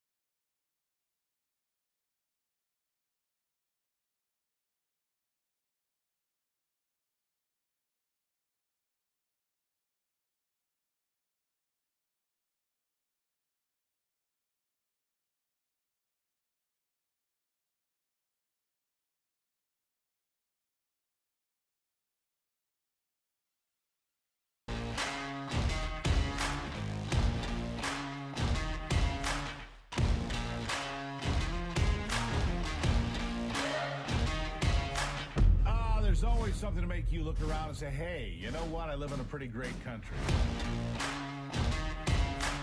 President Trump is calm, on point, on his game. And unlike the last guy, he is competent and coherent. Come on, man. We're not bending the knee anymore. We're here to take a stand for God and country. This is the Steve Gruber Show. And it is a special edition from the nation's capital, Washington, D.C. I'll be on my way over to the White House here in just a short while and doing live shots this morning for Real America's Voice and then seeing what is on the agenda for the day there. Glad to have you here as we continue to fight for you from the foxhole of freedom. Who do you want in your foxhole? I guarantee I might want the National Guard that's working the streets here in the nation's capital in my foxhole. Man, professionals to say the least. Here are three big things, by the way, you need to know this hour. Number one, Democrats are celebrating a seat flip in the state Senate in Iowa. It takes away the supermajority for the Iowa Senate from Republicans, first time in 3 years. They say it indicates the rejection of Donald Trump. I say good luck with that. Number two, in the pursuit of law and order, the Trump administration announcing today that they are looking to take over Union Station. Sean Duffy, the transportation secretary, who was in the cabinet meeting with us yesterday, of course, making that announcement that they plan to pursue that. And number three, while we stay with law enforcement, let's talk about the Democrats. They'll celebrate the big win in Iowa. But the Democrats, the problem they have on a much wider scale, they're on the wrong end of a 90-10 issue this time. Usually it's 80-20, like men and women's sports. This time it's 90-10. They're supporting the idea that big cities in America can be down 500, 1,000, 1,500, even 3,000 police officers in a place like New York City. And that's okay if crime runs wild. But it's not okay. It's not okay with the people that live there, for sure. And the reduction in crime thus far in Washington, D.C. has been, and I hesitate to use the term, but it's been miraculous. It has. The transformation of this city from where it was just a couple of weeks ago until today, it's a long way from being concluded, and the long-term solution yet to be figured out. What do you do long-term? Do you extend the idea of the National Guard being on the streets here? Donald Trump floated that idea during the cabinet meeting yesterday, 3 hours, 19 minutes of pure pleasure. He suggests that idea, but you have to look longer term than even that. The city of Washington is down 500 police officers. If those positions were all filled, would you even need the National Guard? That's the real question. The same is true in New York, Chicago, LA, Baltimore, all these cities short officers, all of them, every one of them. And that's got to lead to a rise in crime. But the problem for Democrats is they apparently are now the pro-crime party. Listen to this. And the military is not supposed to be used for ordinary law enforcement purposes. In D.C., he was talking about cleaning up the graffiti and, dealing with the blight of homelessness, which are obviously local, not federal issues. And he's trying to militarize our society, intimidate his political opponents. The whole idea of picking cities based on their partisan leadership is absurd. I mean, there are lots of Republican cities and towns struggling with crime. Everybody is across the country. Always. Crime has always been part of our history. And yet crime is down. In D.C., for example, it's at a 30-year low. It's down in Baltimore. It's down in Chicago. But the point is that in our system of federalism, the different branches of government and the different departments of government are supposed to work together. If Donald Trump thinks he's got some great ideas for Chicago or Miami or Houston, Texas or whatever, he should call a summit for the White House and say, hey, here's some ideas where the feds can work together with states and localities, not have a series of rolling National Guard invasions of people's cities. All right, enough of this idiot. Enough. Here's the thing. Funny he threw in Miami, led by a Republican mayor. I think they had 25 murders in 2024. I'm going to check that in the break and get back to you. I think it was 25. Chicago, hundreds and hundreds murdered in Chicago every year. All right? Every year. Hundreds and hundreds. By the way, Democrats don't think that mortgage fraud is a crime. Apparently, if you commit mortgage fraud, which is a crime for me or for you, it shouldn't be a crime for Democrats. You see, crime seems to be their platform. Crime in D.C. It's no big deal. It's down. By the way, crime is not down in D.C. We now know they've been fudging the numbers. That came out here in the last couple of days. They've been lying about it. Crime numbers are not down. Anyhow, mortgage fraud. Here's their take on that. It's really that she did anything wrong, but anything that's being raised pertains to, back when she was a professor at Michigan State, not at the Fed. Normally, firing for cause means that you're drinking on the job or you're stealing office supplies or something like that. It's something related to not doing the job. And there's been no hint of that. Nothing, no one has claimed, even the Trump people aren't trying to claim that she's doing a bad job at the Fed, that she's unqualified or behaving inappropriately. So this is crazy. This is, if I cheated on my third grade exam, should I be fired from my current job? This is completely insane. Treasury Secretary Bessent commented on the move in today's Hold cabinet on. meeting. Insane.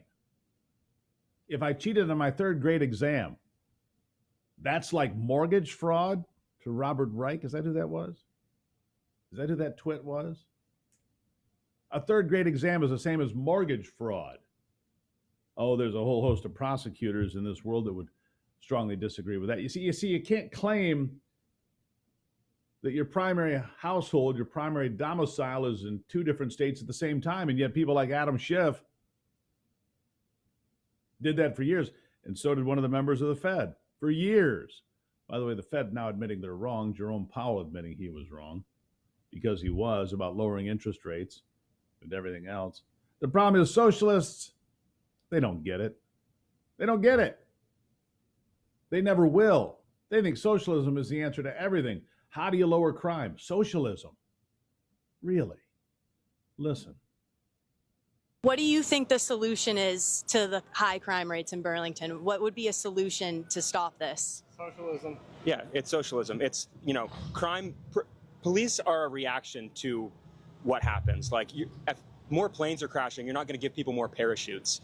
Like, the solution is to stop the planes from crashing, and that's what we're seeing. We're seeing people's lives crash because their needs aren't being met. They don't have access to food and housing. They don't have access to mental health care. They don't have access to jobs that pay them a living wage here. Like, Burlington, Vermont in particular, like, the cost of living here is so astronomically high and the wages are so low. More and more people are just falling like below that waterline and just suffering immensely, and they end up out in the streets, and it's devastating. Police are never going to be the solution to that. It's going to be meeting the people's needs and providing them with a better opportunity. So free stuff for everybody or nothing will ever work. Got it. So where does all this free stuff come from? The free stuff trees? Apparently. The free stuff trees is where it all comes from. It is a strange mindset, isn't it? If we just give people everything they need, a house and food and car, and because they're entitled to everything. People are entitled to everything. It's a human right. A car, a house, a meal, maybe entertainment, cable TV, internet service. It's all a human right. Stop it. Morons. I'll take a break and be back. It's the Steve Gruber Show.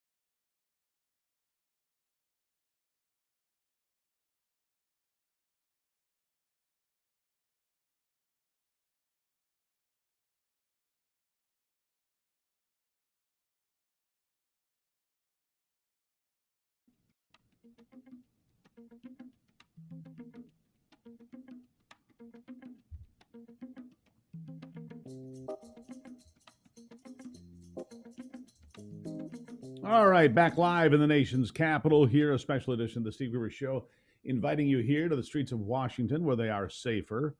Not as safe as the backwoods, although, you can skin a knee, you can fall and bang yourself up. That's what Ron Rademacher does. He gets lost out there in the woods, especially this time of year. What a great time of the year to be in the woods. Ron Rademacher from Michigan Backroads.com is with me. Ron, you good-looking fella, you. Glad to have you here on the program. Steve, it's good to be here. And yeah, we did sustain a couple of injuries on our last trip to the Western Upper Peninsula. We'll be posting a bunch of stuff at Michigan News Source. Great pictures, great time.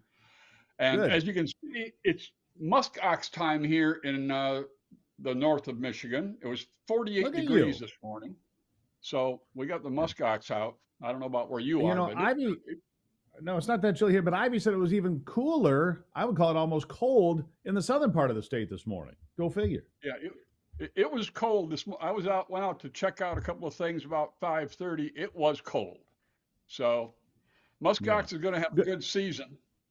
I have good news about muskox. They're back as a partner for 2025, 2026. So we'll be talking a lot about those American-made muskox shirts, the best flannel you're ever going to own. There's a free early plug for the muskox team. And if it's 39 or 40 or 45, yeah, you need those to start your day. Yeah, that's for sure. You'll appreciate What's on your mind, Ronnie?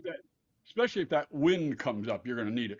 Hey, listen, Steve, I just want to say before we get into everything that's going on for Labor Day weekend, we're talking about crime being up and down, and people are saying, we don't have enough police. I just kind of disagree with that a little bit, and here's why. I grew up on a Michigan farm with a lot of brothers and sisters. All the families around us had 8, 10, 12 kids, and each home had 2 parents, 2 of them, and they enforced the rules, and that was the difference.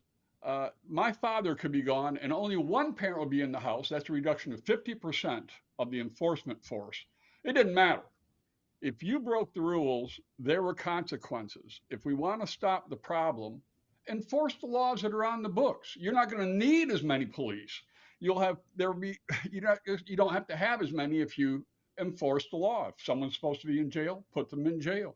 If they're here illegally, send them out. I mean, it's just basic common sense. My mother never had any problem. It's funny. She didn't have to wait for my dad to get home. The last thing we wanted was for 1 more of them to show up. So, right. It's funny because that's in large part what the president said during the cabinet meeting I was in yesterday was, look, police have not been allowed to do their job in this country. They've been, for lack of a better term, they've been handcuffed from doing their job. You have to allow police to do their job, enforce the law, and you have to allow prosecutors to do their jobs as well and prosecute the people that are the offenders. This idea, Johnny was raised in a bad place. That doesn't matter. I don't want dirty, mean Johnny out among the civilized folks, all right? So I agree with you on that. It just takes enforcement of what's Johnny can learn. People can learn. If you're not just born into being, very few people. And if you can't learn, you stay in here. Everybody should have a second chance. With certain limitations, rapists, murderers, I don't believe in a second chance there. But for, a simple riot, or maybe breaking and entering or a little looting here and there, second chance. But if you do it the second time, a little looting here and there, there's no third chance. At second time, you not only get your conviction for that crime, you're also doing the sentence for the one that you're given the break on. That's how I see it. And we should probably talk about what's going on in Michigan. What do you think? All right, yeah, we're going to go into extra innings, I'm sure, but go ahead, let's get started. So, I sent you a great cheat sheet, a lot of good stuff going on. Just so everybody knows, it is Labor Day weekend. The Mackinac Bridge will be closed for the big bridge walk. I believe that's Saturday. So double check. You might want to be sitting in line, but you can get stopped up there. So you got 2 great things going on in the UP this week, and you've got the County Fair in Norway. And if you go to the Dickinson County Fair, great time, but be sure to go to Piers Gorge, which is 8 miles south and just a couple miles west of town on US 2 is the Fiume Falls, and the Fiume Spring is just off the side of the road. It's an artesian well. It's been flowing since before Europeans got here. It's still flowing. You can fill your jug with real pure Michigan spring water. We were out there. Kathy had never tasted this stuff before, and we were talking to a couple of old timers who were there filling up their jugs. It's all they drink. So take the kids over, let them taste an artesian well. Copper Harbor has their big bike races this weekend. I got to read this because they say they have something for everyone. They have, whether you're a cross-country lover, blazing fast downhiller, enduro expert, sure-footed trail runner, or aspiring young ripper, which I don't know what that is. I'm an aspiring old ripper. They got something for everybody at the Trails Fest in Copper Harbor. So you're expiring. Yes, I'm an expiring. My expiration date's here. Oh, ripper. So soon. Yeah. Yeah, thank you for. Yeah. Now, did you hear about the world record fishing record that was just broken? Swordfish. Did you hear about that? I did not. Friday, some guy, Robert Fritz, at the Orange Beach Marina came rolling in with a 550-pound swordfish, broke a 19-year record. The record had been 550.3 pounds.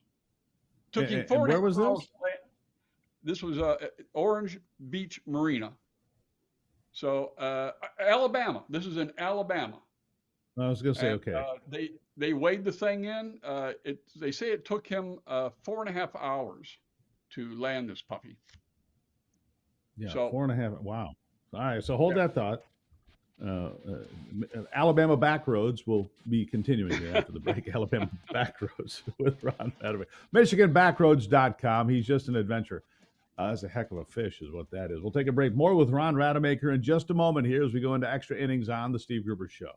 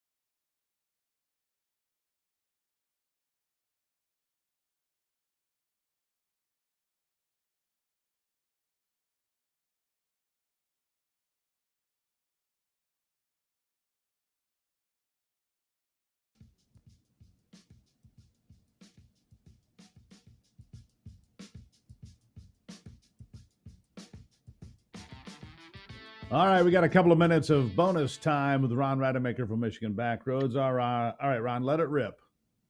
So, yeah, the expiring ripper is at it. So now I talked about the fish because in Port Huron, they're having a Challenge Cup this weekend. And so maybe we'll see a world record smallmouth bass caught. That's the 24th to the 29th. And so that's a big fishing tournament going on. And our buddy, Ted Nugent, is performing in Sterling Heights, the Stranglehold 50th Anniversary Tour. I know you're a big fan of Ted Nugent, so if people have a chance to get out, there's an expiring ripper for you. Well, what is Ted. he, 77 now, I think? Yeah, I think he's up there. I think he's even older How than old I are am. you, boys? If Ted Nugent is 77, what's your expiration date? All right, got that. Go on, Ron. We got room for one more. One more. Well, then it's got to be the Michigan Renaissance Festival starting up in Holly. You know what that means. A couple of weeks of mead and maidens and serving wenches. It's just a beautiful sight out there. And they even address you as my lord. So if you want to be treated right, Steve, get over to the Renaissance Festival in Holly. Well, I prefer the pronoun Your Highness. Your Highness. Your In Highness. fact, if Michigan courtrooms continue to allow people to pick their pronouns, that's my pronoun in a Michigan courtroom, no matter what happens. Your Highness. Your Highness, you have a speeding ticket. No. I cannot have a speeding ticket, Your Highness. Anyhow. MichiganBackroads.com, MichiganBackroads.com, MichiganBackroads.com. You can get hooked up with Ron. He can promote your event, your festival, your everything in Michigan. And Ron, I really appreciated your commentary at the top of the segment. Oh, thank you very much. Come and see us at Houghton Lake this weekend. Bob the Turtle and I are continuing the world tour. Houghton Lake, All right. North Where? Arts and Crafts Show. Houghton Where is Lake. that? Well, I know where that Houghton is, but Lake. where at Houghton Lake? Oh, well, we're right on the main drag there at the high school, where they have a big arts and crafts fair this weekend, last one of the year. Good time. Always There a lot you of go. people come by and say hello. We'll have a lot of shout outs next week. Great. MichiganBackroads.com, MichiganBackroads.com, MichiganBackroads.com. Ron, enjoy the weekend. Thank you, Steve. Try to keep There out you of have trouble. it. I'm doing my best. I'll be right back before I expire here on the Steve Gruber Show.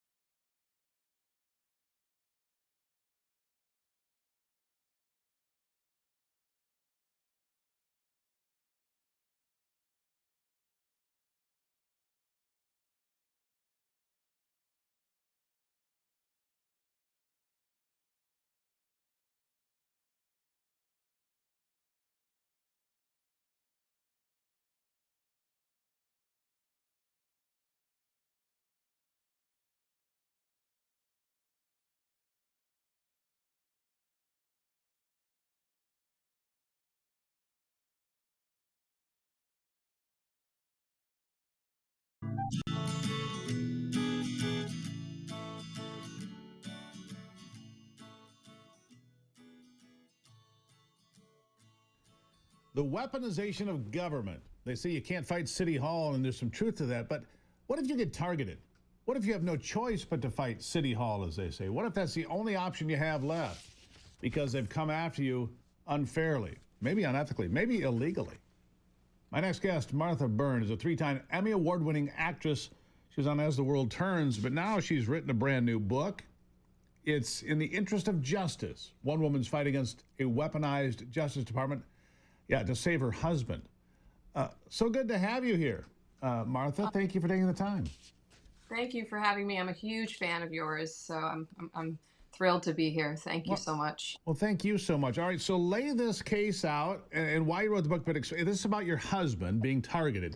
So explain to folks what happened, and so we can bring them up to speed. So my husband was on the NYPD, had an incredible career, 78 medals, very, very successful in his NYPD job, and was a school safety sergeant in charge of 40 public and private schools. He loved the job. He was part of the street crime unit, which is one of the most sought after roles in the NYPD. And then he was in a severe car accident and his career ended. And he was devastated, absolutely devastated. So I encouraged him to become a private investigator. I thought he could use that skill for good. And he loved it. He absolutely loved it, and started working from some of the most high profile cases in the country. And then one day he got a call from a business in New York, Queens, and the woman said her client was looking to locate assets of stolen money from his business. Someone had stolen money from his family construction business in China, but the man had fled here, and he wanted to find out where the money was, where the man was. Very typical PI work, find out houses, cars, things like that. Some surveillance. My husband hired 2 NYPD detectives, retired as well, to work with him. He worked for a few days. In 2016, just remember this date is very important, 2016, he notified local police. He was doing surveillance. He did invoices. Everything was by the book. And then I think he made a few $1,000s at the most.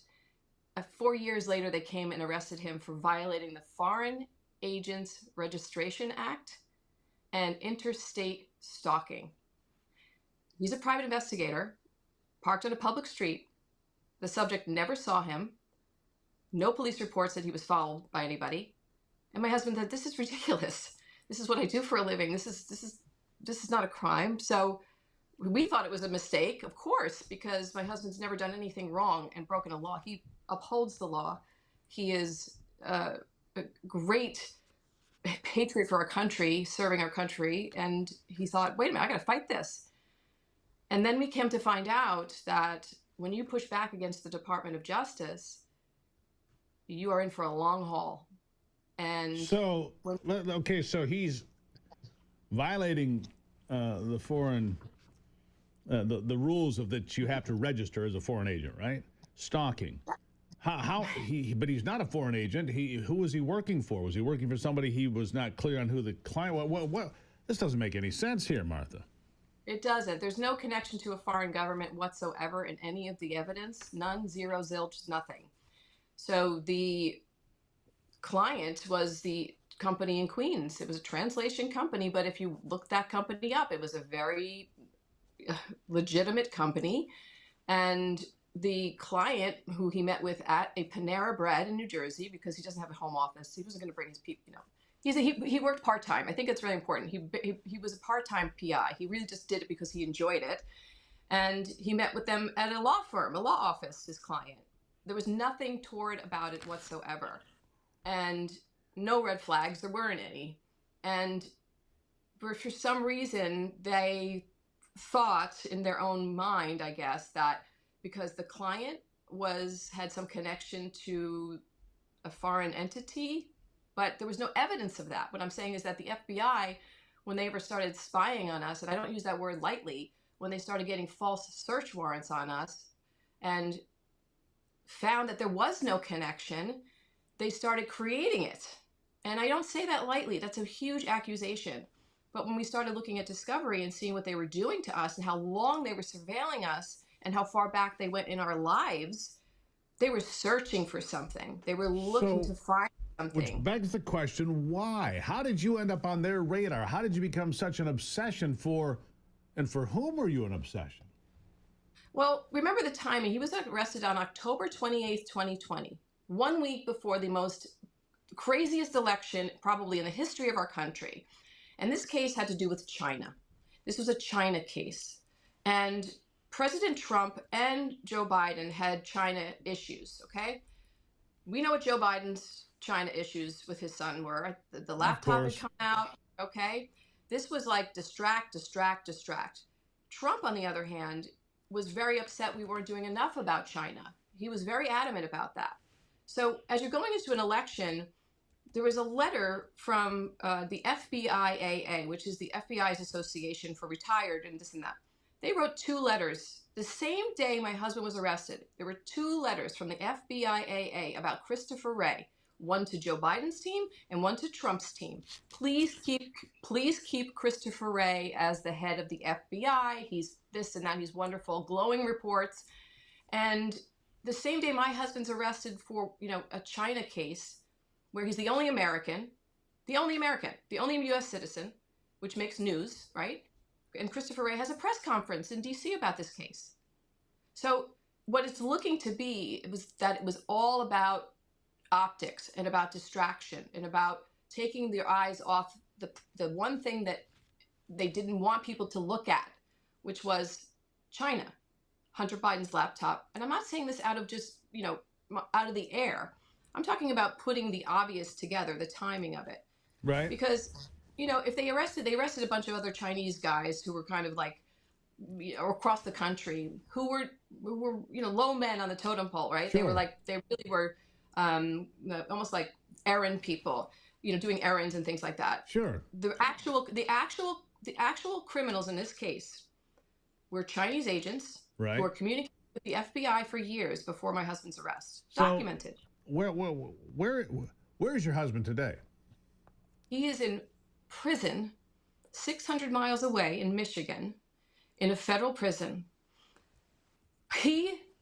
When he was sentenced, the judge didn't sentence him because he committed a crime. She said because he had no remorse for what he had done. Now, I think it's very important for people to understand. The subjects of surveillance were former CCP Wuhan officials living here in the country illegally. Okay? This is how crazy this is. Okay? They did not could not call my husband out in court that couldn't say who he was, couldn't identify him. They perjured themselves on the stand to put my husband in federal prison. My husband committed no crime. Nobody testified against my husband at trial. The case agent did not testify at trial. What a crazy story. Insane. If I didn't live it, I wouldn't believe it. If I didn't watch it.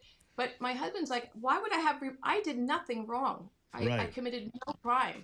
So here's what we need to do. We need to have you back and keep talking about this. But here's what I want to tell people. It's Martha Byrne, 3-time Emmy Award-winning actress. The book, In the Interest of Justice, one woman's fight against a weaponized Justice Department to save her husband. Martha, I need you to come back because we just filled the whole segment. I appreciate you being here, but there's more to the story. We'll talk again soon, I promise. Thank you so much, Steve. It really is. It is, and the book lays out a lot of the players involved in this. And it goes all the way up to the top. Thank you very much. Martha Byrne, everybody. I'll be right back.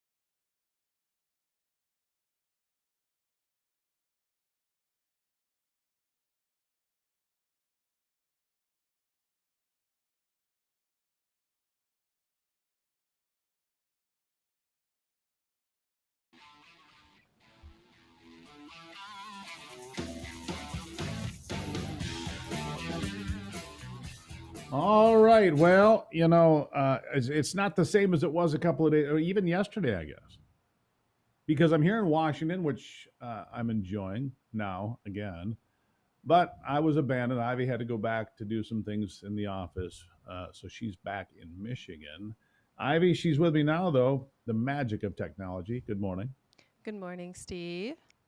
So glad that you're glad to feeling have better. you here. What's that? I said I'm so glad that you're feeling better. Oh, it's a night and day thing. You were there with a front row seat. Food poisoning is an ugly thing. I'll just say that. And spinach got me. And people are like, spinach? How can spinach? Look it up, folks. Spinach is a culprit out there when it comes to such things. Yeah. You don't want to experience that, and Ivy didn't want to experience that. But you were a champ. I appreciate your efforts. Listen, I went so far as to ask the flight attendant after the boarding door had been closed to get off the plane because you were so sick. Going downhill. So I was going downhill. I think that I had a desperate look on my face because the pilot took one look at me and said, "Good luck. You're good. Get off the plane." Which I appreciate. And by the way, shout out to Delta for that. No Yeah. penalty, no extra charge. Just change the flight. Nope, No just took issue. me, So shout out to deplaned Delta me. for being Yeah. great. Deplaned me, took my information, looked at my ID and my boarding pass, deplaned me, and I was on the app not too long after texting Delta to change my flight to the next day and hope that everything, worked out well, which it did. So yeah, definitely kudos to Delta for sure. But it I is. think you should put that out on. I think you should put that out on X. Just put a shout out to Delta today, just Yeah, I because you ended up boarding that flight yesterday and making it home, and here we are. Anyhow, what's on your mind? Well, I did spend a couple days with you, sickness free, in DC. And one of the, anytime that you go there, I'm always harping on you to be safe and to be cautious and to, make sure that you're aware of your surroundings. Sure, because it can be a dangerous city. It's a very dangerous city. I mean, carjackings were out of control, murders out of control, theft, robbery, you were in the press conference yesterday or in the board and in with the president and talking about that woman had talked about, being held at gunpoint. It's Yeah. Actually met her. I've known her for a while now. I met her. She works for the Epic Times. Her name's Iris. Pistol whipped she was a few months ago. I met her at the West Point graduation earlier this year. We got to talking and met her boss and so forth and got to know him a little bit. And she's marvelous. And she's now 4 or 5 months pregnant. So she's expecting her first child, a son, by the way. So she's incredibly fortunate because she thought at the time that she got basically hit in the face with the butt of the pistol, they were going to just shoot her. That's what she thought. She thought it was over. Absolutely. Yeah. It actually takes me back to a memory when I was probably 5 or 6 years old. My mom was a manager at an apartment complex in California. And I had gotten home from school and I walked around the corner in the office that she had worked at, and there was a man, she was being held at gunpoint. And the man was demanding for her to open the safe and to give her money, but she didn't have access to that. So when I walked around the corner, of course, being stunned, but like when you experience those things firsthand, it is like a nightmare situation. Like, are they going to shoot? Is this guy going to shoot my mom? I'm a 5-year-old. What the heck am I going to do about it? Is he going to shoot me too? So, for me, crime and safety in our communities is the biggest, issue in my mind. It's the most important thing. Yeah, and it's the other reason that I carry a firearm so that I can protect myself. But, you can't do that in D.C., and it's interesting conversation to open up that possibility to be able to carry, because soft targets, soft places are where the crime is generally the greatest. But, did you hear this? My friend and colleague, Amanda Head, who we both know from Just the News, she brought that up. Mr. President, what about the opportunity to carry a firearm? He says to her, would you like to be able to carry? She said, yeah, she's from Alabama. What do you think she said? She said, yeah, I'd like to carry for my own protection, obviously, as you would in this city. Absolutely. I would 100% carry everywhere I went. I would check my firearm in on when I fly, and I would absolutely do that. But anyhow, I have this clip I want you to hear for about 35 seconds of it, of Jamie Raskin and talking about crime in cities. If you could play that, Anthony. Ordinary law enforcement purposes. In D.C., he was talking about cleaning up the graffiti and, dealing with the blight of homelessness, which are obviously local, not federal issues. And he's trying to militarize our society, intimidate his political opponents. The whole idea of picking cities based on their partisan leadership is absurd. I mean, there are lots of Republican cities and towns struggling with crime. Everybody is across the country. Always, crime has always been part of. Here it is. Back here. I looked this up yesterday. That was I saw right that there. yesterday. Hold on one second. Yeah. I looked up the 20 most violent cities in America, and who was the mayor? 19 were Democrats. 19. Right. One was a Republican. Out of all of them, and I think the one that was an exception might have been Baton Rouge, Louisiana. The only one. Every other one is a Democrat city, period. So right before that bite ended there, he said that crime has always been part of cities and essentially like suggesting, so we should do nothing about it. I mean, you and I went to Chicago for a work event, and we saw drug deals go down. We knew that these guys were like, with this spot that we had our car, we actually contacted the Airbnb and said, hey, we need to move our car. We do not feel safe here. Safe. And you hear all of these left, commentators on CNN and MSNBC, oh, the crime is down. Even Jamie Rasmussen says there, the crime is down. It doesn't, like, by what, a fraction? And so what? Just nobody still feels safe there. Okay. So I would ask the congressman, what's the acceptable number of murders in D.C.? If 200 is where you are now, is 100 murders a year okay in D.C.? Is 50? What is your acceptable number of people being murdered in the streets of the nation's capital? What a stupid comment on his part. Absolutely. 100% the dumbest thing I've heard so far this week. But I think it was a Fox News. Fox News actually reported this morning. I think it was 60% of people are supportive of what Trump is doing in D.C. More than that. It's higher than that now, actually. Yeah. And so I think if he can do it legally, take this around to cities. Baltimore, Chicago. Do it. Clean them up. Absolutely. Crime. Republicans are against crime. Democrats seem to be for it. Ivy, I got to run. Love you. Thank you. Love you too. Bye-bye. All right. We'll be right back.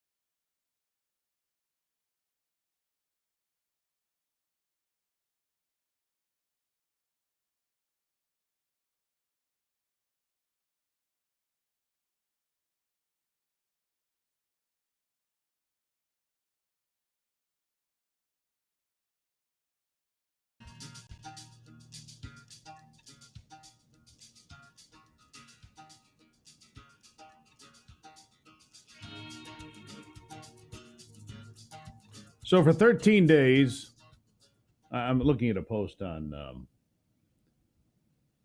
X here, a black man in D.C.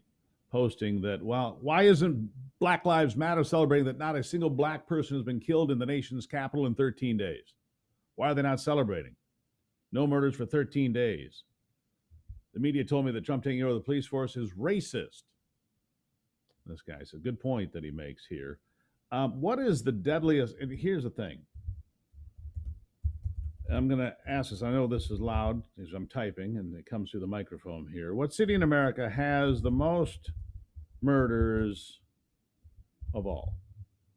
I'll put 2024. All right, 2024. Just I want to leave you with this.